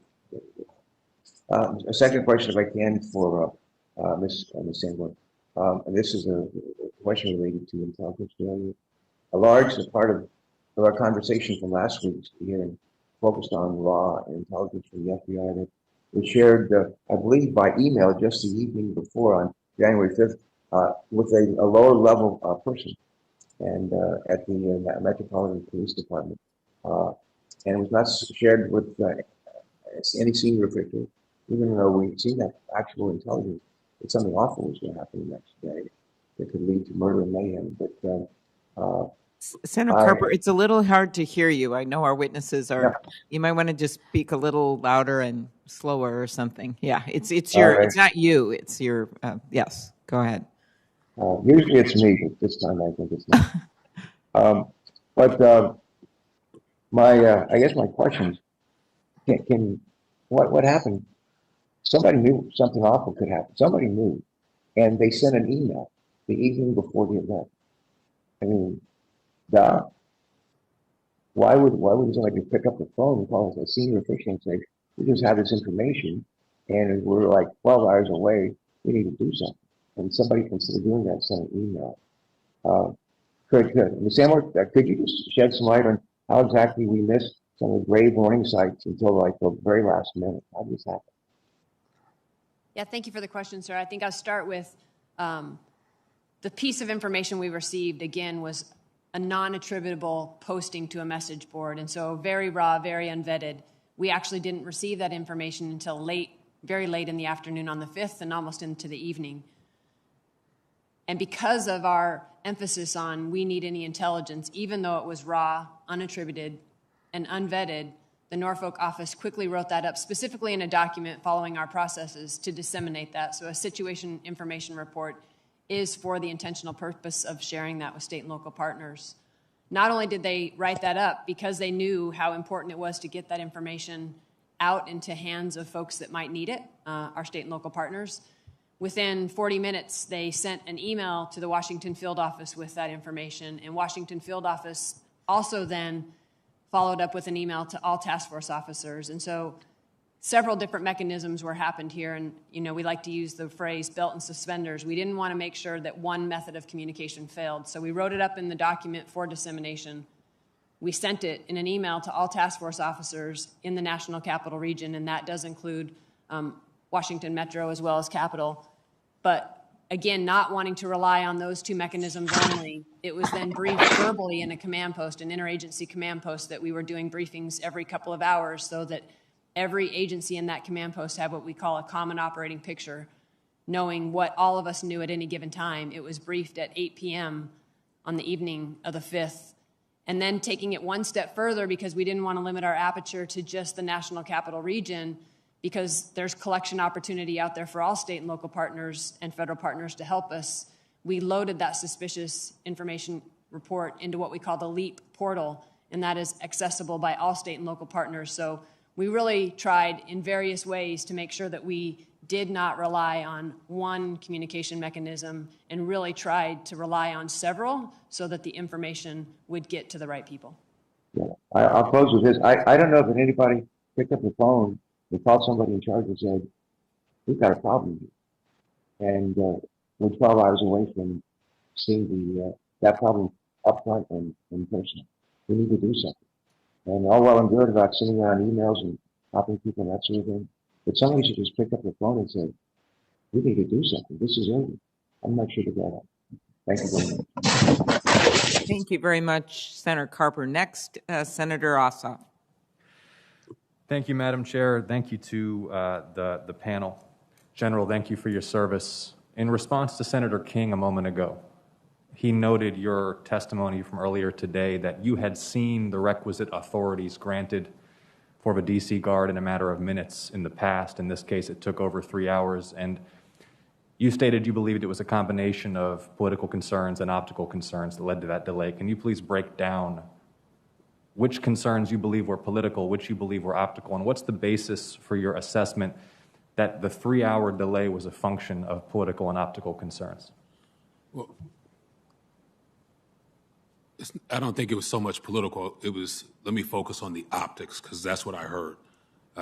The word optics and the word that having uniform presence at the Capitol could inflame the protesters. That's what I contend. And who made that statement? So that was senior leaders in the United States Army, General Pyatt, General Flynn, and others. They got back to me saying, and that was on the phone call with District of Columbia senior leaders, that it wouldn't be their best military advice to send uniformed guardsmen to the Capitol because they didn't like the optics. And they had also said that they thought it could inflame. What they wanted to do was send guardsmen to relieve police officers in the city so more policemen could get to the Capitol. That was the call at 2:30 p.m. following the chief's call to you. Is that correct, General? Yes, sir. And you conveyed to those on that call, who included the mayor of a District of Columbia, the Secretary of the Army, the acting Secretary of Defense, and the chairman of a Joint Chiefs, the fact that the U.S. Capitol Police Chief's tone had been, as you describe in your testimony, frantic, that he had informed you at 1:49 p.m. that the security perimeter of the Capitol had been breached by hostile rioters, that the joint session of Congress had been interrupted, that the Vice President was still on the premises? No, I never said all that. What I relayed, and it wasn't to the chairman, what I relayed to the Army leadership was the call that Chief Son had with me at 13:49, at 1:49. And it was an urgent plea, and his voice was cracking, and he was serious. He needed help right then and there, every available guardsman. At the 2:32 call, that's when the deputy mayor was on the call, the director of Homeland Security, acting Chief Conte, Chief Son, and others, to include the chief of the United States Secret Service Uniform Division, was on that call as well. So we dialed in, trying to get the Secretary of the Army on the call, but he wasn't available. So Army, the G3 for the Army, General Flynn, joined the call, and the Director of the Army Staff, General Pyatt, joined the call, and there were others on the call as well. And during that call, Chief Son pleaded to have National Guard support at the Capitol immediately. That was reinforced by Chief Conte. We need them there right now. The Capitol will be breached. Thank you for the clarification, General. Appreciate that. Mr. Salasis, between 2:30 p.m. and 4:32 p.m., what were the internal deliberations of the Department of Defense to determine whether or not to grant the request? Senator, there was discussion. Secretary McCarthy, who was the Secretary of the Army at the time, asked, and what was the National Guard going to do on the Capitol? Specifically, he wanted Could you get a little closer to the microphone, please? Sure. Thank you. Secretary McCarthy wanted to understand exactly how the National Guard was going to be employed coming to the Capitol. Obviously, the environment, because they had heard that gunshots had been fired, there was explosives, obviously pretty dynamic environment. So what he was trying to understand was, what was the National Guard going to do when they came up here? Were they going to be asked to go into the building and clear the building? Were they going to be part of the outside perimeter? He was trying to understand that. He went as far as going to the Metro Police Department at 4:10 to sit down with them and make a clear understanding of how they were going to be employed. After that meeting at 4:10, he went back to the acting Secretary of Defense, and at 4:32, he approved the deployment of the National Guard. Thank you. And he was aware, was he not, while he was conducting this analysis, that the nature of the chief's request as relayed through the general had been frantic, that the perimeter of the Capitol had already been breached, that members of Congress' lives were at risk, that the Vice President's life was at risk? I would assume he knew that, Senator. He was aware of that during that time. Thank you so much. I do have to reflect for a moment that ultimately responsibility for securing this complex falls to the United States Congress, which is responsible for these premises. I was dispirited speaking with the former chief in our last hearing when he described that there was no individual responsible for the security of the United States Capitol, that an urgent request for support from the Guard required concurrence with the two sergeants at arms, an unwieldy command structure, and then there was an unwieldy command structure imposed within the executive branch as well. General, based upon your military experience, is there any reason why the United States Capitol Police could not generate the capabilities to independently provide the kind of quick reaction force that the troops under your command would have, so that this institution, the United States Congress, is not dependent upon swift decision-making by the Secretary of the Army or concurrence between civilian and military leadership when the lives of members of Congress and the Vice President are at risk? Well, yes, sir, Senator. The United States Capitol Police could develop that capability. I mean, they certainly could. Thank you, General. And a final question for you. Had you conducted any exercises that included simulations of civilian-military joint decision-making, simulations of command decisions involving contingencies that threatened the functioning of the U.S. Congress, the lives of members of Congress, joint sessions of Congress, outside of the context of specific preparations for specific national special security events? No, sir. Might exercises such as those have improved the capacity of the overall command to respond to an event like this? Well, we were prepared to come to the Capitol and help the United States Capitol Police secure the Capitol. Here's what we do. We practice and rehearse civil disturbance. I think we're well exercised in that capability. It is a mandate that all National Guard practices civil disturbance.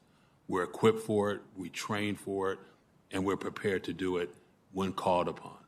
So if we'd have been approved to do it, we would have got there and helped the United States Capitol Police. Understood, General, and I have no doubt that the forces under your command were appropriately trained and qualified. My question is whether equipped. My question is whether any exercises have been undertaken that simulated the command decisions that would need to be made, the requests that you would need to make, for example, at the secretary level, in order to allow your troops, which were properly trained and equipped and had those capabilities. Senator, they're already there. That's a process that's well rehearsed, well practiced. We do it most of all with the Metropolitan Police Department. They're our primary customer. But if you recall, when the monuments were attacked in the summer, the Department of Interior, on behalf of the United States Park Police, exercised that same request.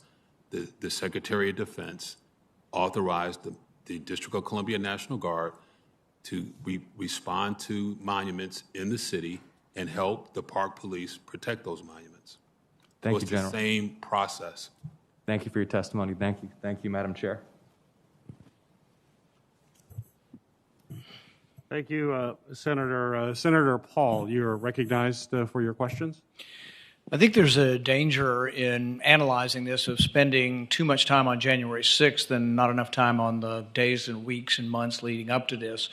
I think on that day, it would probably be superhuman to have gotten the National Guard there in 20 minutes or 30 minutes. You might have, but I think the Capitol would have been breached and we would have been coming in after the fact, no matter how good you were. I think really there's a judgment question about whether or not we should have had more people there. In retrospect, we all agree there should have been more people there. But really, this is the judgment that should call into question predating that. Should we have had more Capitol Hill police there? My understanding is over 1,000 Capitol Hill police that were either off duty or not here, that could have, and probably in retrospect, better judgment would have had them in there, and we would have had riot lines, and we might have prevented this from happening. So I think we can talk all we want about January 6th, but really it's the decision-making leading up to that. Someone made a bad judgment call, and we need to be better prepared. If we want to fix this in the future, it isn't about calling the National Guard out quicker. It's about having 1,000 people standing there before the riot happens so the riot doesn't happen. So that's where the real mistake is, and I think we can get too bogged down on the details of January 6th and forget about what could have actually fixed this. Ms. Sanborn, in the investigation afterwards, did the FBI or any intelligence gathering entity of government subpoena, request, or issue a warrant for non-individualized phone and credit card records for anyone on Capitol Hill on January 6th? I don't have the specific answer to a specific subpoena, but I do know that we've issued lots of subpoenas and lots of search warrants as a result of each of those individuals. Yeah, my question's not towards individuals. Like if you see John Smith on a video, I'm fine with looking at his records. My question is, did you have a generalized collection of data about people who were on the Hill on January 6th? Not that I'm aware of. I do know that we have used data, and this is reflected in some of the charging documents that had geolocation data. I don't know the background for what the underlying predicate was for that search warrant, but I do know that we obtained geolocation data. I just don't have the predication. Do you understand the potential problem here if you gather everybody's data and then start searching through it and looking for people who might have done something wrong, as opposed to the traditional law enforcement where we think John Smith is on a video breaking into the Capitol. Now we want to look at his records and see if he was there to help prove he was there. I think that's a reasonable request. But we have had articles written about the Bank of America sharing all of people's credit card information. What I need to know is, did you request it? Did you subpoena it? Did the Bank of America just decide they don't care about the privacy of their customers and just upload everybody's data? These are important questions. The Fourth Amendment's out there to protect against generalized searches. And I think you know the importance. Most people in law enforcement know the importance of you individualize. We're all fine with that. But there are even reports that elected members of Congress's phone calls, records, as well as credit card records are in some of this data. Have you heard of that or seen any of that? I don't have any specifics on that, sir. I'd happy to follow up. All right. So if we want to get the answer, we just need to direct it to the director of the FBI. I mean, you can direct it. I'm happy to follow up and answer the question for you. Right, but you have not personally seen any of that or seen any cross-referencing of records between a general category to try to find individuals as opposed to have an individual and then looking at data? No, again, sir, I don't know what went into the background for the application for the search warrant, so I would like to follow up and get you that detail. And I do know that we did receive information from private partners. I'd also like to follow up on that specific detail about Bank of America for you as well. But you don't know the answer? I do not. Okay. Well, I think it's very important. Everybody wants to get to the bottom of this, but it's also very important that we not have some huge dragnet that everybody that went shopping on January 6th in D.C. is now a suspect and going to be charged with some kind of conspiracy that could be 20 years in prison. So as we do the investigation, it's important that those who committed violence are treated accordingly and given significant penalties. But I think it's also important that we, those of us who have been for criminal justice reform, for poor, underrepresented people in our cities, also want the same kind of justice here, that we're not charging people with crimes that are 20 years for doing something that was admittedly wrong and they should be punished for. But there's a difference between assaulting a policeman and causing bodily harm, which I think requires jail time, and being present at the Capitol. And I worry that if we're going to look at everybody's phone shopping records and 20,000 people were here, I hope that's not what's going on, is that we're looking for anybody in D.C. and we're going to just develop a case out of nothing without having seen them actually commit some sort of crime. Yes, sir, totally understand. I would like to follow up on both of those. Again, I'm not clear on what went into the application for the phone data. I do know we have phone data.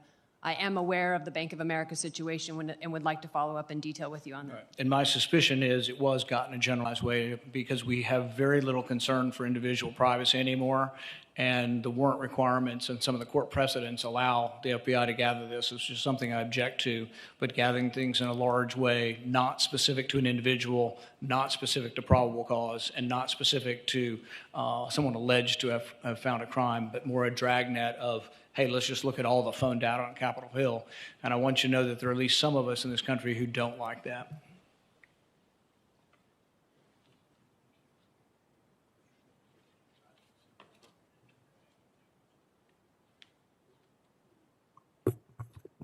Senator Hawley, you are recognized for your questions. Thank you, Mr. Chairman and Madam Chair. Thank you, witnesses, for being here. General Walker, let me start with you, if I could. You've testified to several senators today that you faced restrictions for the deployment of the quick reaction force that you had assembled, and those are restrictions that you had not had to deal with before. Is that broadly correct? That is correct. What is your understanding for why those restrictions were put in place? Well, Senator, it was never really explained to me. So I'm a major general. I don't question the people above me. The Secretary of the Army is the Secretary of the Army. Secretary of Defense is the Secretary of Defense. So all I know is that it was, I had restrictions that were unusual to me. I hadn't had them in the past. Mr. Solisas, let me ask you about your response to this. You said something earlier to Senator Portman that caught my attention. You said to him, when he was asking about the same issue, you said that, and I'm quoting you now, several things happened in the spring, end quote, that may have led to these changes. What are you referring to there? Senator, what I'm referring to is there was a number of incidents in the spring where we had helicopters flying above U.S. citizens. We had spy planes, RC-26 flying over folks who were protesting. We also had law enforcement officers that were in military uniforms, which sometimes confuse people. So when the new secretary came in, he wanted to make sure that he had guidance on making decisions. Now, I will point out, Senator, that the Secretary of Defense is the only authority to order military personnel into civil disturbance operations. That is the Secretary of Defense. This is more clarifying information because it talks about not just civil disturbance. It talks about using helicopters, using planes, using types of equipment. That's why the memo was published, was for that reason, because of the events in the spring. The Secretary of Defense wanted to have that authority vested in him. It was a very clear chain of command. It went from the Secretary of Defense to the Secretary of the Army to General Walker. Thank you for that answer. So if I understand you correctly, the events of the spring, which we're all familiar with, I mean, we had the attack on the White House where 60 Secret Service officers were injured. The president had to be evacuated into a bunker. A church across the street from the White House was lit on fire. We had the incidents in Portland, Oregon, where 277 federal officers were injured at the federal courthouse there. We had rioting in various other cities across the country, including in Washington. This, of course, was politically controversial, the use of the National Guard in some of those incidents, the use of the National Guard here in Washington, D.C. The Washington Post even reported on this. For instance, June the 4th, 2020, Humvees helicopters in the National Guard. D.C. officials pushed back on show of federal force on city streets. And then from January 4th, National Guard, this is still a Post, National Guard activated for D.C. protests with more restraints than in June. So it's the picture here, Mr. Solisas, if I got this right, that we had these, we had riots, we had civil unrest in the summer. The National Guard was involved in some of these to some extent. That was politically controversial, as journalists at the time documented. I'm sure people watching this are very familiar with. That then led in some way to this reaction where, well, we're going to be careful. We're going to be more careful. We're going to put some restraints on how we deploy the Guard that we previously haven't before. Have I got that correct? You do, Senator. That's exactly what happened, Senator. Okay. And just to call into mind that we had a new secretary, too. Secretary Esper had left. Secretary Miller came in. He was aware of the events, and he wanted to make the decisions at his level. Right. Got it. I think that's helpful. I think that's very helpful clarifying testimony. I think that's something that this committee and committees and Congress is going to have to grapple with as we go forward, that there was a political reaction to events from over the summer, and that political reaction resulted in restraints being put on Guard deployment that ultimately ended up being dangerous on the day here on January the 6th. Ms. Sandborg, can I come to you for a second and just follow up on something that Senator Paul was asking about? I had the chance to talk with Director Wray yesterday in the Judiciary Committee in a wide-ranging hearing there, and one of the things I asked him about were these reports about private companies who have conducted broad searches of their customer databases and then turned over, according to reports, turned over this information voluntarily. He said he didn't know one way or the other. I heard you give a similar response to Senator Paul. You said you'd follow up with him. Can I ask you to do the same with me with specifics about that? Absolutely. Thank you. And let me just ask you a little more broadly. To your knowledge, has the FBI requested or required private companies to turn over metadata in order to identify individuals who may have been present in the capital region or engaged in violence on the 6th? Anything we would have requested from any of those companies would have been via subpoena or search warrant, so via lawful process. But I would have to get you the background of when we may have asked for that or not. I'm not positive of the situation, but I just would reiterate that if we obtain that, it would be from a lawful court order or a subpoena. Yeah, Director Ray gave me a similar answer yesterday, but he similarly said he did not know of the specifics. That was his language, so he didn't actually know if there had been any such requests or not. I think he also went on to say he wouldn't be surprised, but he just didn't know. So you're telling me you don't have any additional knowledge of the specifics? I'm definitely not aware of a situation where we requested it. Whether or not somebody offered it, both of those are things I would like to follow up. Any request would have come with legal process. Whether it was offered to us voluntarily, that's where I would like to follow up. I know you specifically mentioned Bank of America to him yesterday. I am aware of that situation and would like to follow up with you on it. Okay, great. But you're not aware of any request made by the Bureau? Not outside today. legal process. Okay, got it. Are you aware of any of these methods that have been reported using metadata, cell phone location data, financial data? Were any of these used by the FBI during Operation Legend or any other investigations over the summer related to civil violence then? I'm not aware, sir. That would be my counterpart, but happy to follow up and have him follow up with you. That would be great. I'd appreciate that. Thank you all for being here and for your service. Thank you, Mr. Chairman.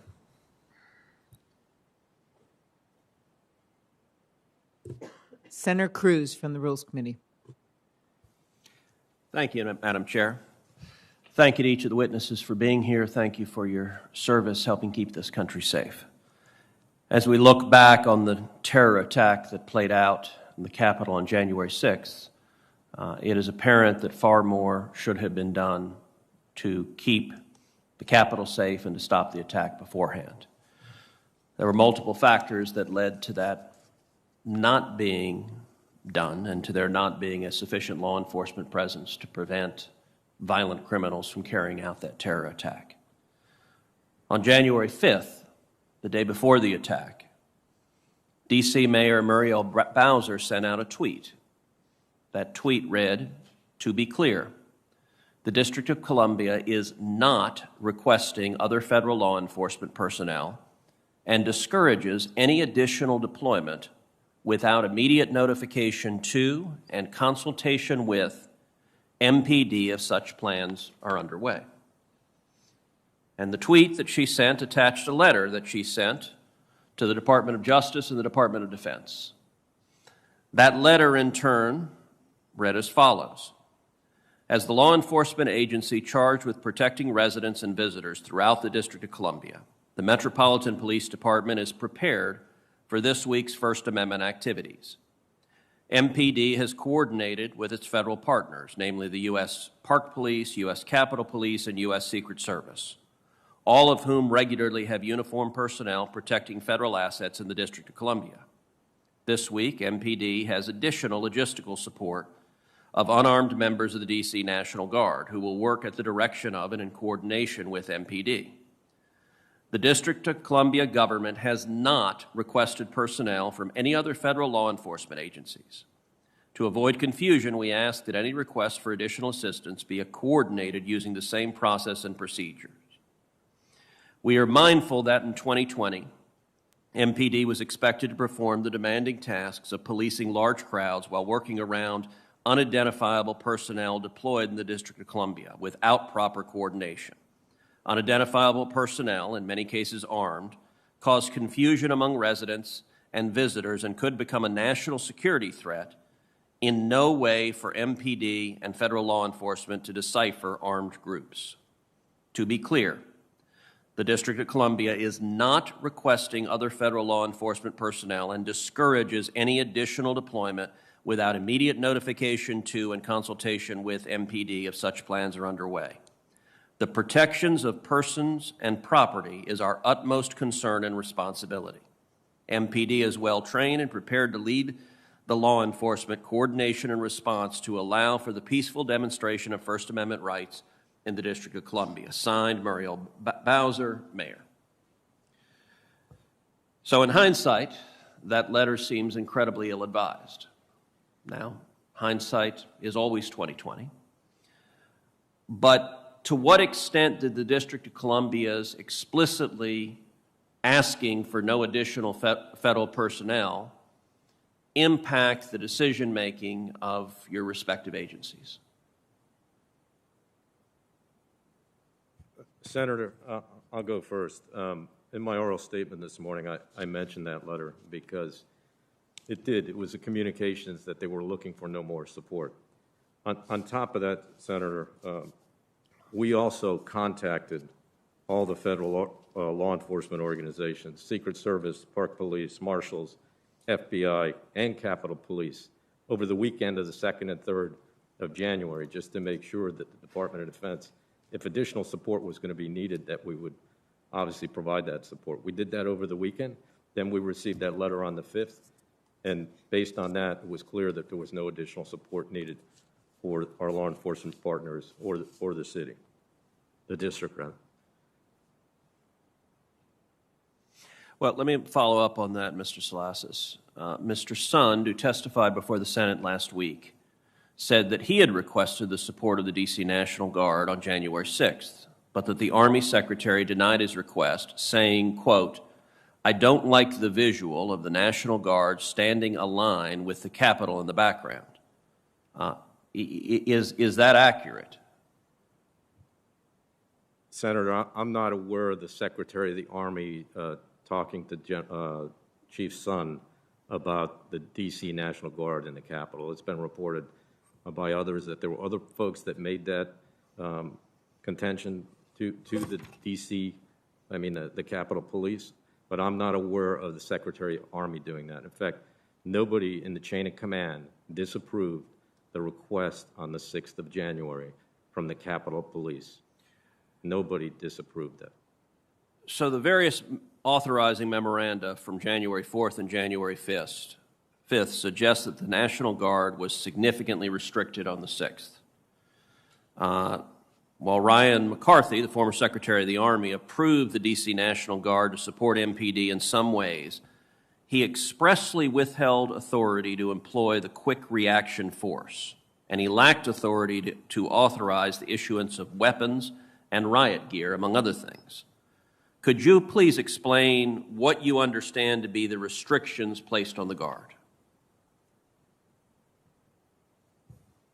Senator, again, there's a very strict chain of command for the D.C. National Guard.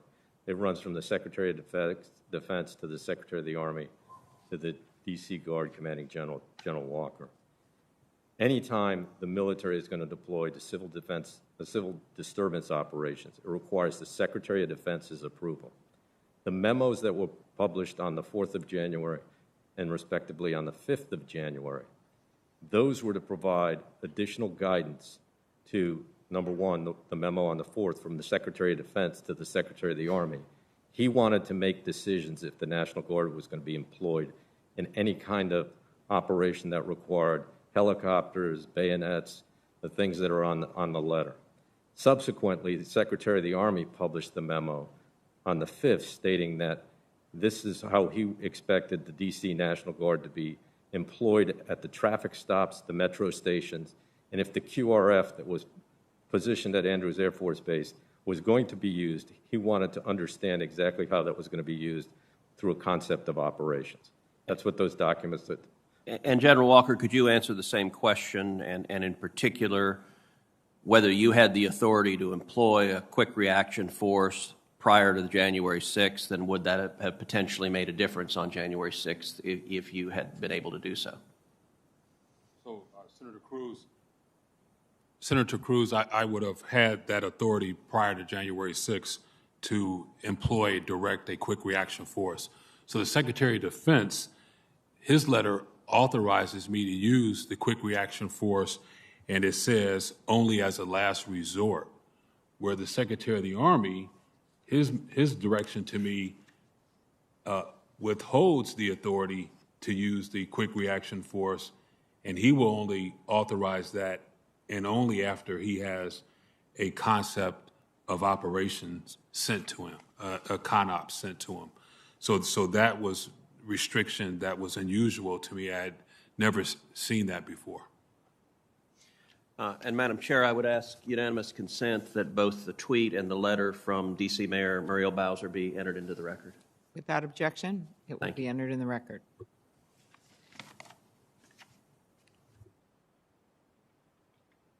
Well, I think that we are starting to wrap up this hearing, and I want to thank the witnesses again for your testimony. But I have a couple of quick questions, and I know Chairwoman Klobuchar has a couple, and then we'll have some closing comments.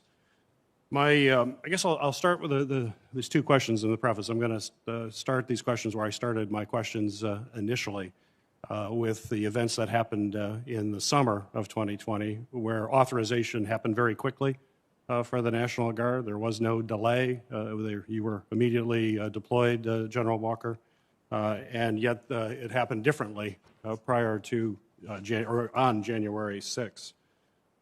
And part of that is some of the surveillance. So my first question for you, Ms. Sanborn, it's been reported that the FBI deployed its state-of-the-art surveillance plane to watch the protests that occurred in Washington, D.C. over the summer in response to the death of George Floyd.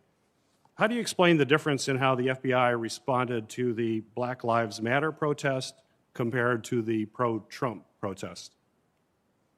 So I don't have any specifics on the plane. It's just not my purview of something that I cover specifically as the Assistant Director of Counterterrorism. But what I can tell you from the Counterterrorism Division's approach to both of those was not different. We go after the violence, and what we saw all summer long was violence and people using the guise of First Amendment protected activity to conduct violence. And we opened hundreds of cases and arrested close to 100 people throughout the summer and their activities. So our approach to both instances was equal opportunity. If you're going to do violence in the United States and break federal law, the FBI is going to investigate.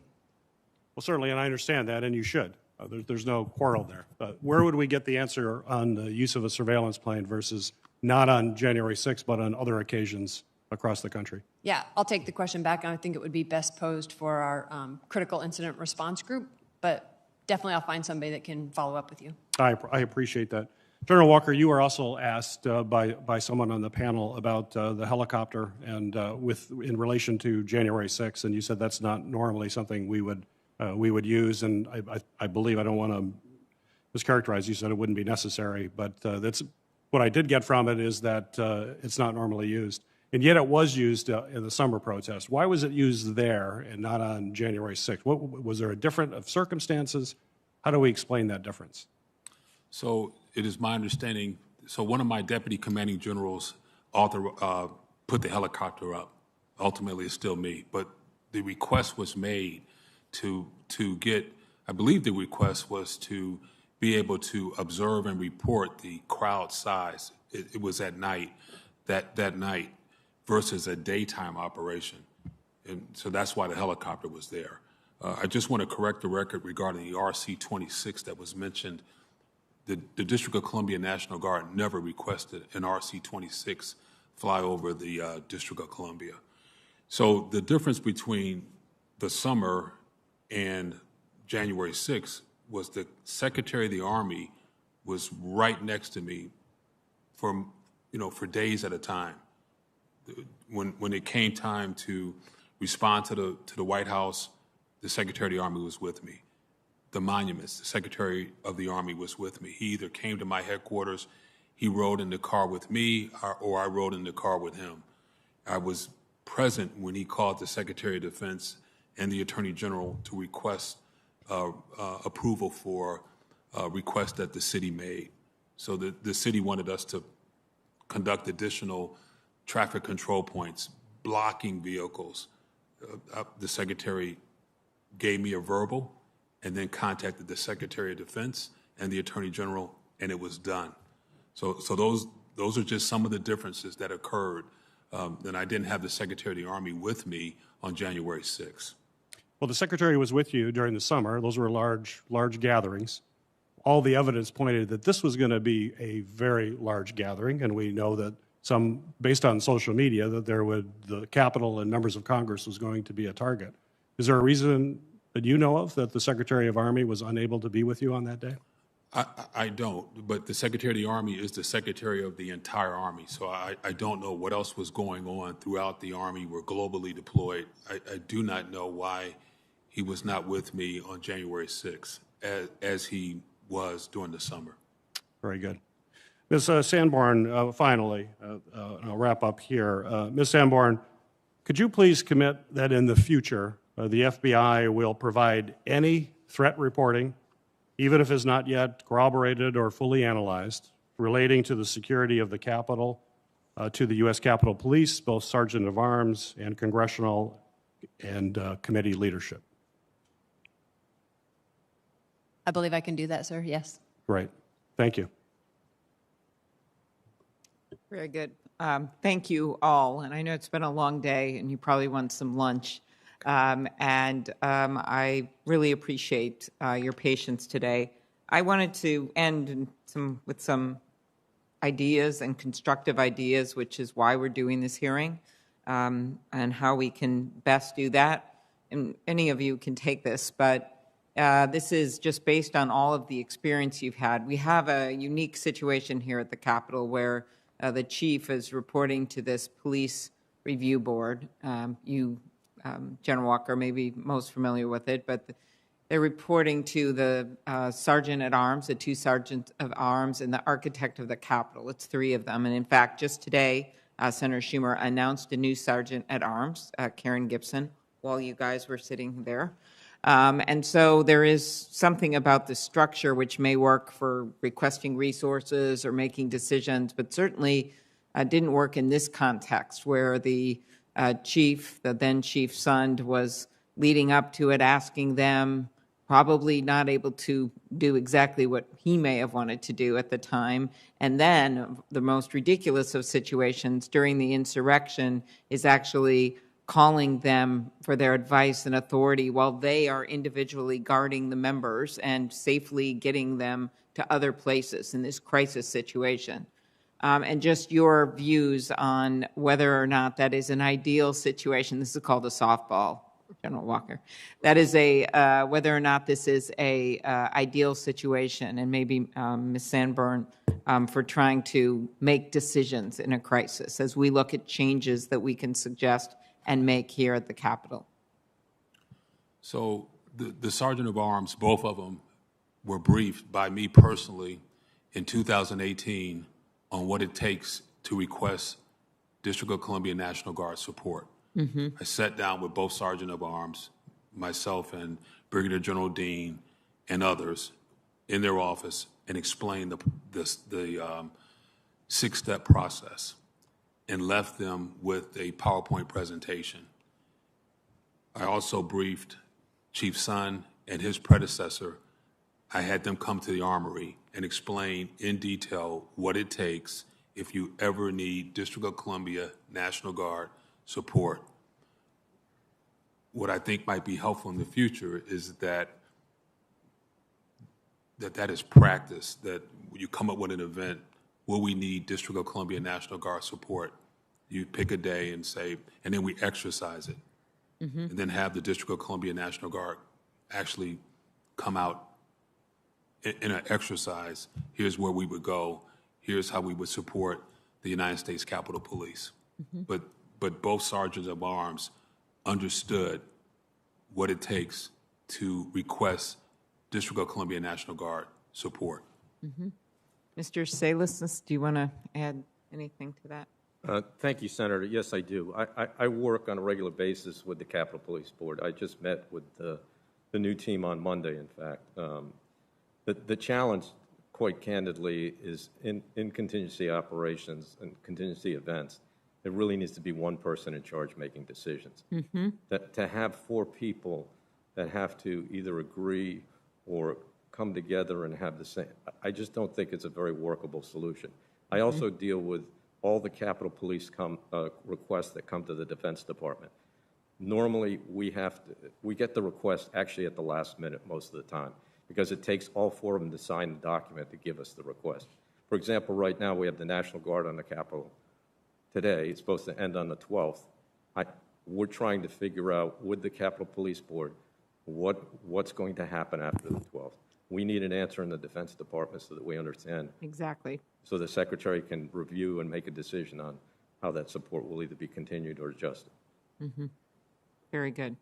I would agree with that. I just would like to add something else, Senator, sure. If I could. I do think that all of us now, because of the unique environment that we're in, as we talked about extremism, I know we talked a lot about intelligence assessments and those types of things, and they're critical to this effort, really being able to predict. But I think we also need to anticipate, and when we see large crowds gathering in the National Capital Region, They're all permitted by the Park Police, so we know when they're going to be here. We need to do a better job anticipating that kind of activity so that we think about the most likely and most dangerous scenarios that we face.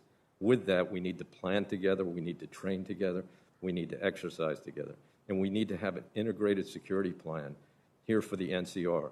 As I mentioned in my opening statement about the number of law enforcement organizations that we have here in the NCR and the different jurisdictional responsibilities, we need to bring them together so we know how that we're going to operate in these complex environments that we're facing right now. Mm-hmm.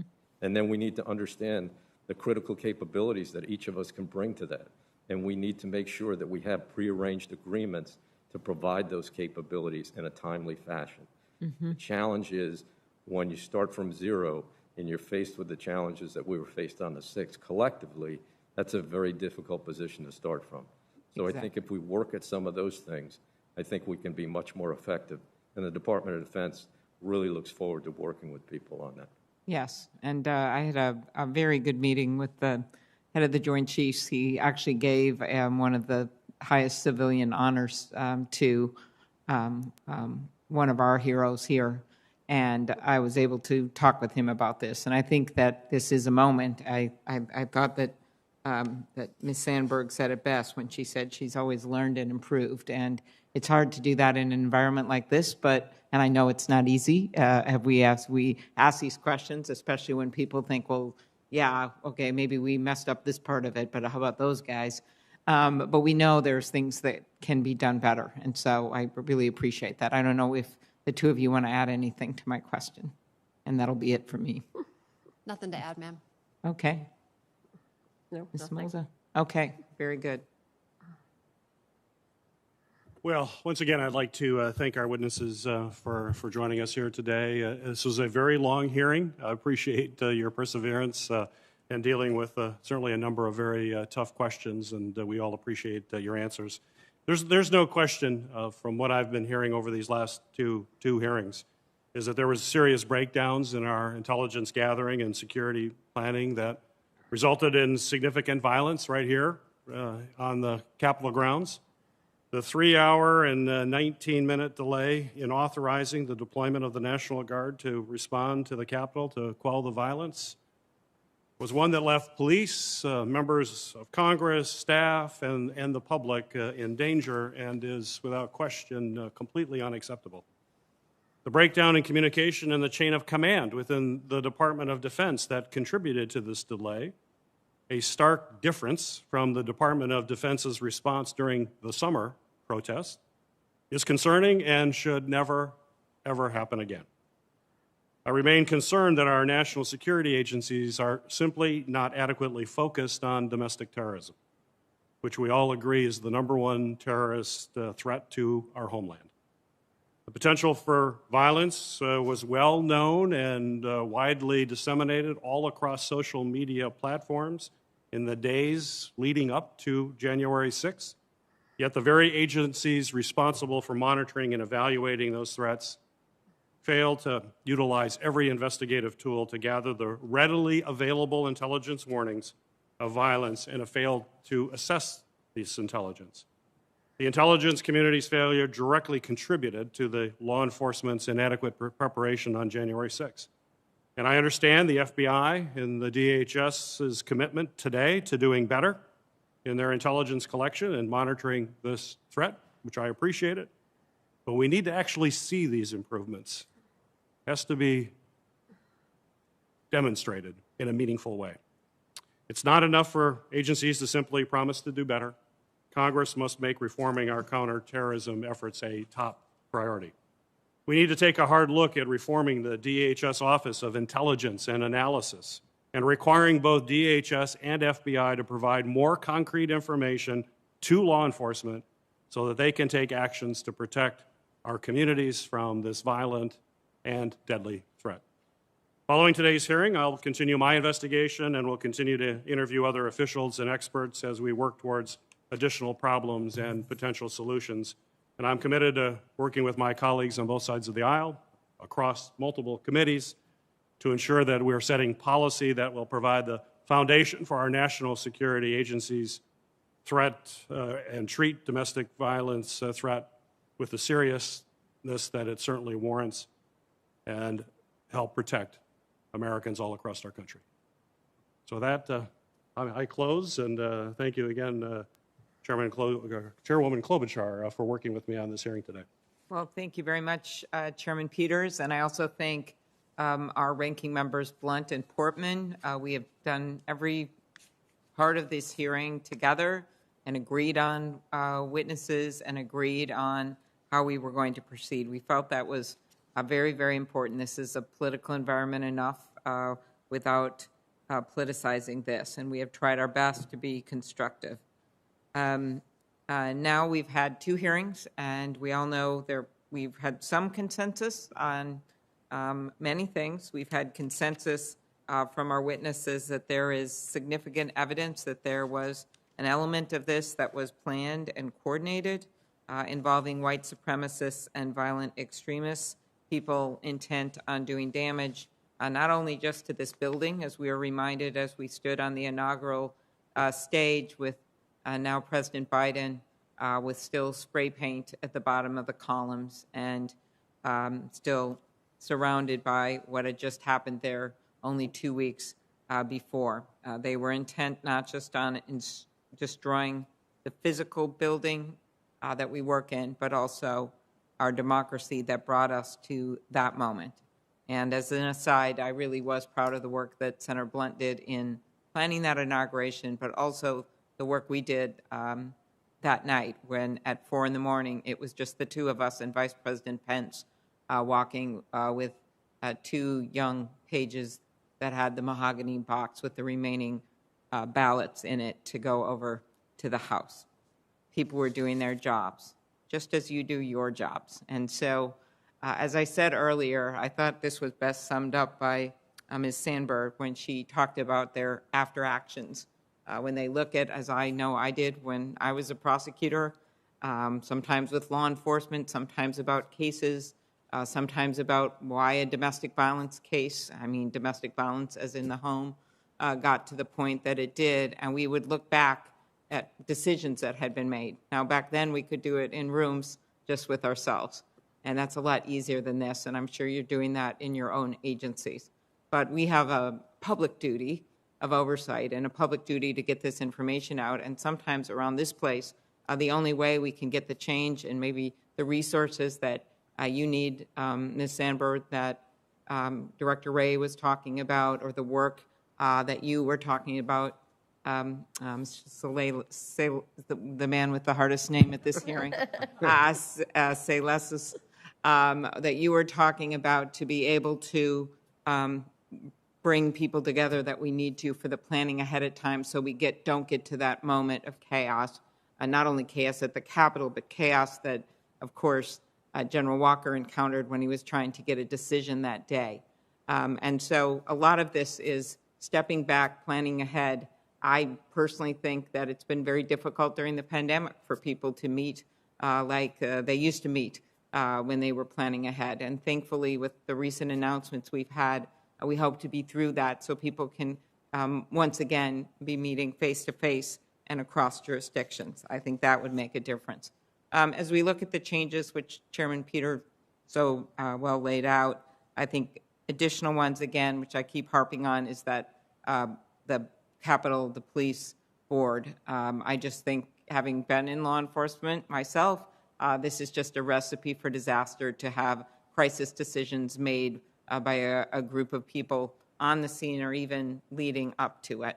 I also think we know that, as we learned after 9/11, as was pointed out by some of our senators, that you can learn from horrible, horrific events and then do better with sharing intelligence, that maybe old ways that people were getting used to with sending emails or maybe speaking up at a meeting, maybe the right people weren't in that room, or perhaps they're not looking at all the information because they're overloaded, and you have to find a way to triage it so they actually realize something's important. I personally think with everything that went on in the last year, there was some underestimation of the potential violence of these particular groups, which we now know all too well. And I also want to thank everyone involved in law enforcement, not just for keeping us safe that day, but for the work that they are doing all across the country to bring justice to those like Officer Sicknick, who lost his life, and those who were injured in terms of pursuing these cases, some of which are very straightforward because they put it on their own Facebook page, but some of which are a lot harder to figure out what the coordination is and what happened. So we all know there are still questions coming out of all of this. Again, some of them I'm sure very difficult because a lot of people were trying to do their jobs that day and mistakes were made. But we do have to get to the bottom of some of this, at the same time not losing track of our intent. There may be longer investigations that go on all of this, but our intent right now is to make sure that we make smart changes, getting the people in place at the Capitol. Senator Peters and I don't control that, but we can give our advice based on what we hear, and also making those structural changes that can make it easier for you all to do your jobs to keep this country safe and for us to do our jobs as well. So thank you very much. And we will keep the record of this hearing open for 2 weeks, and the hearing is adjourned. Thank you.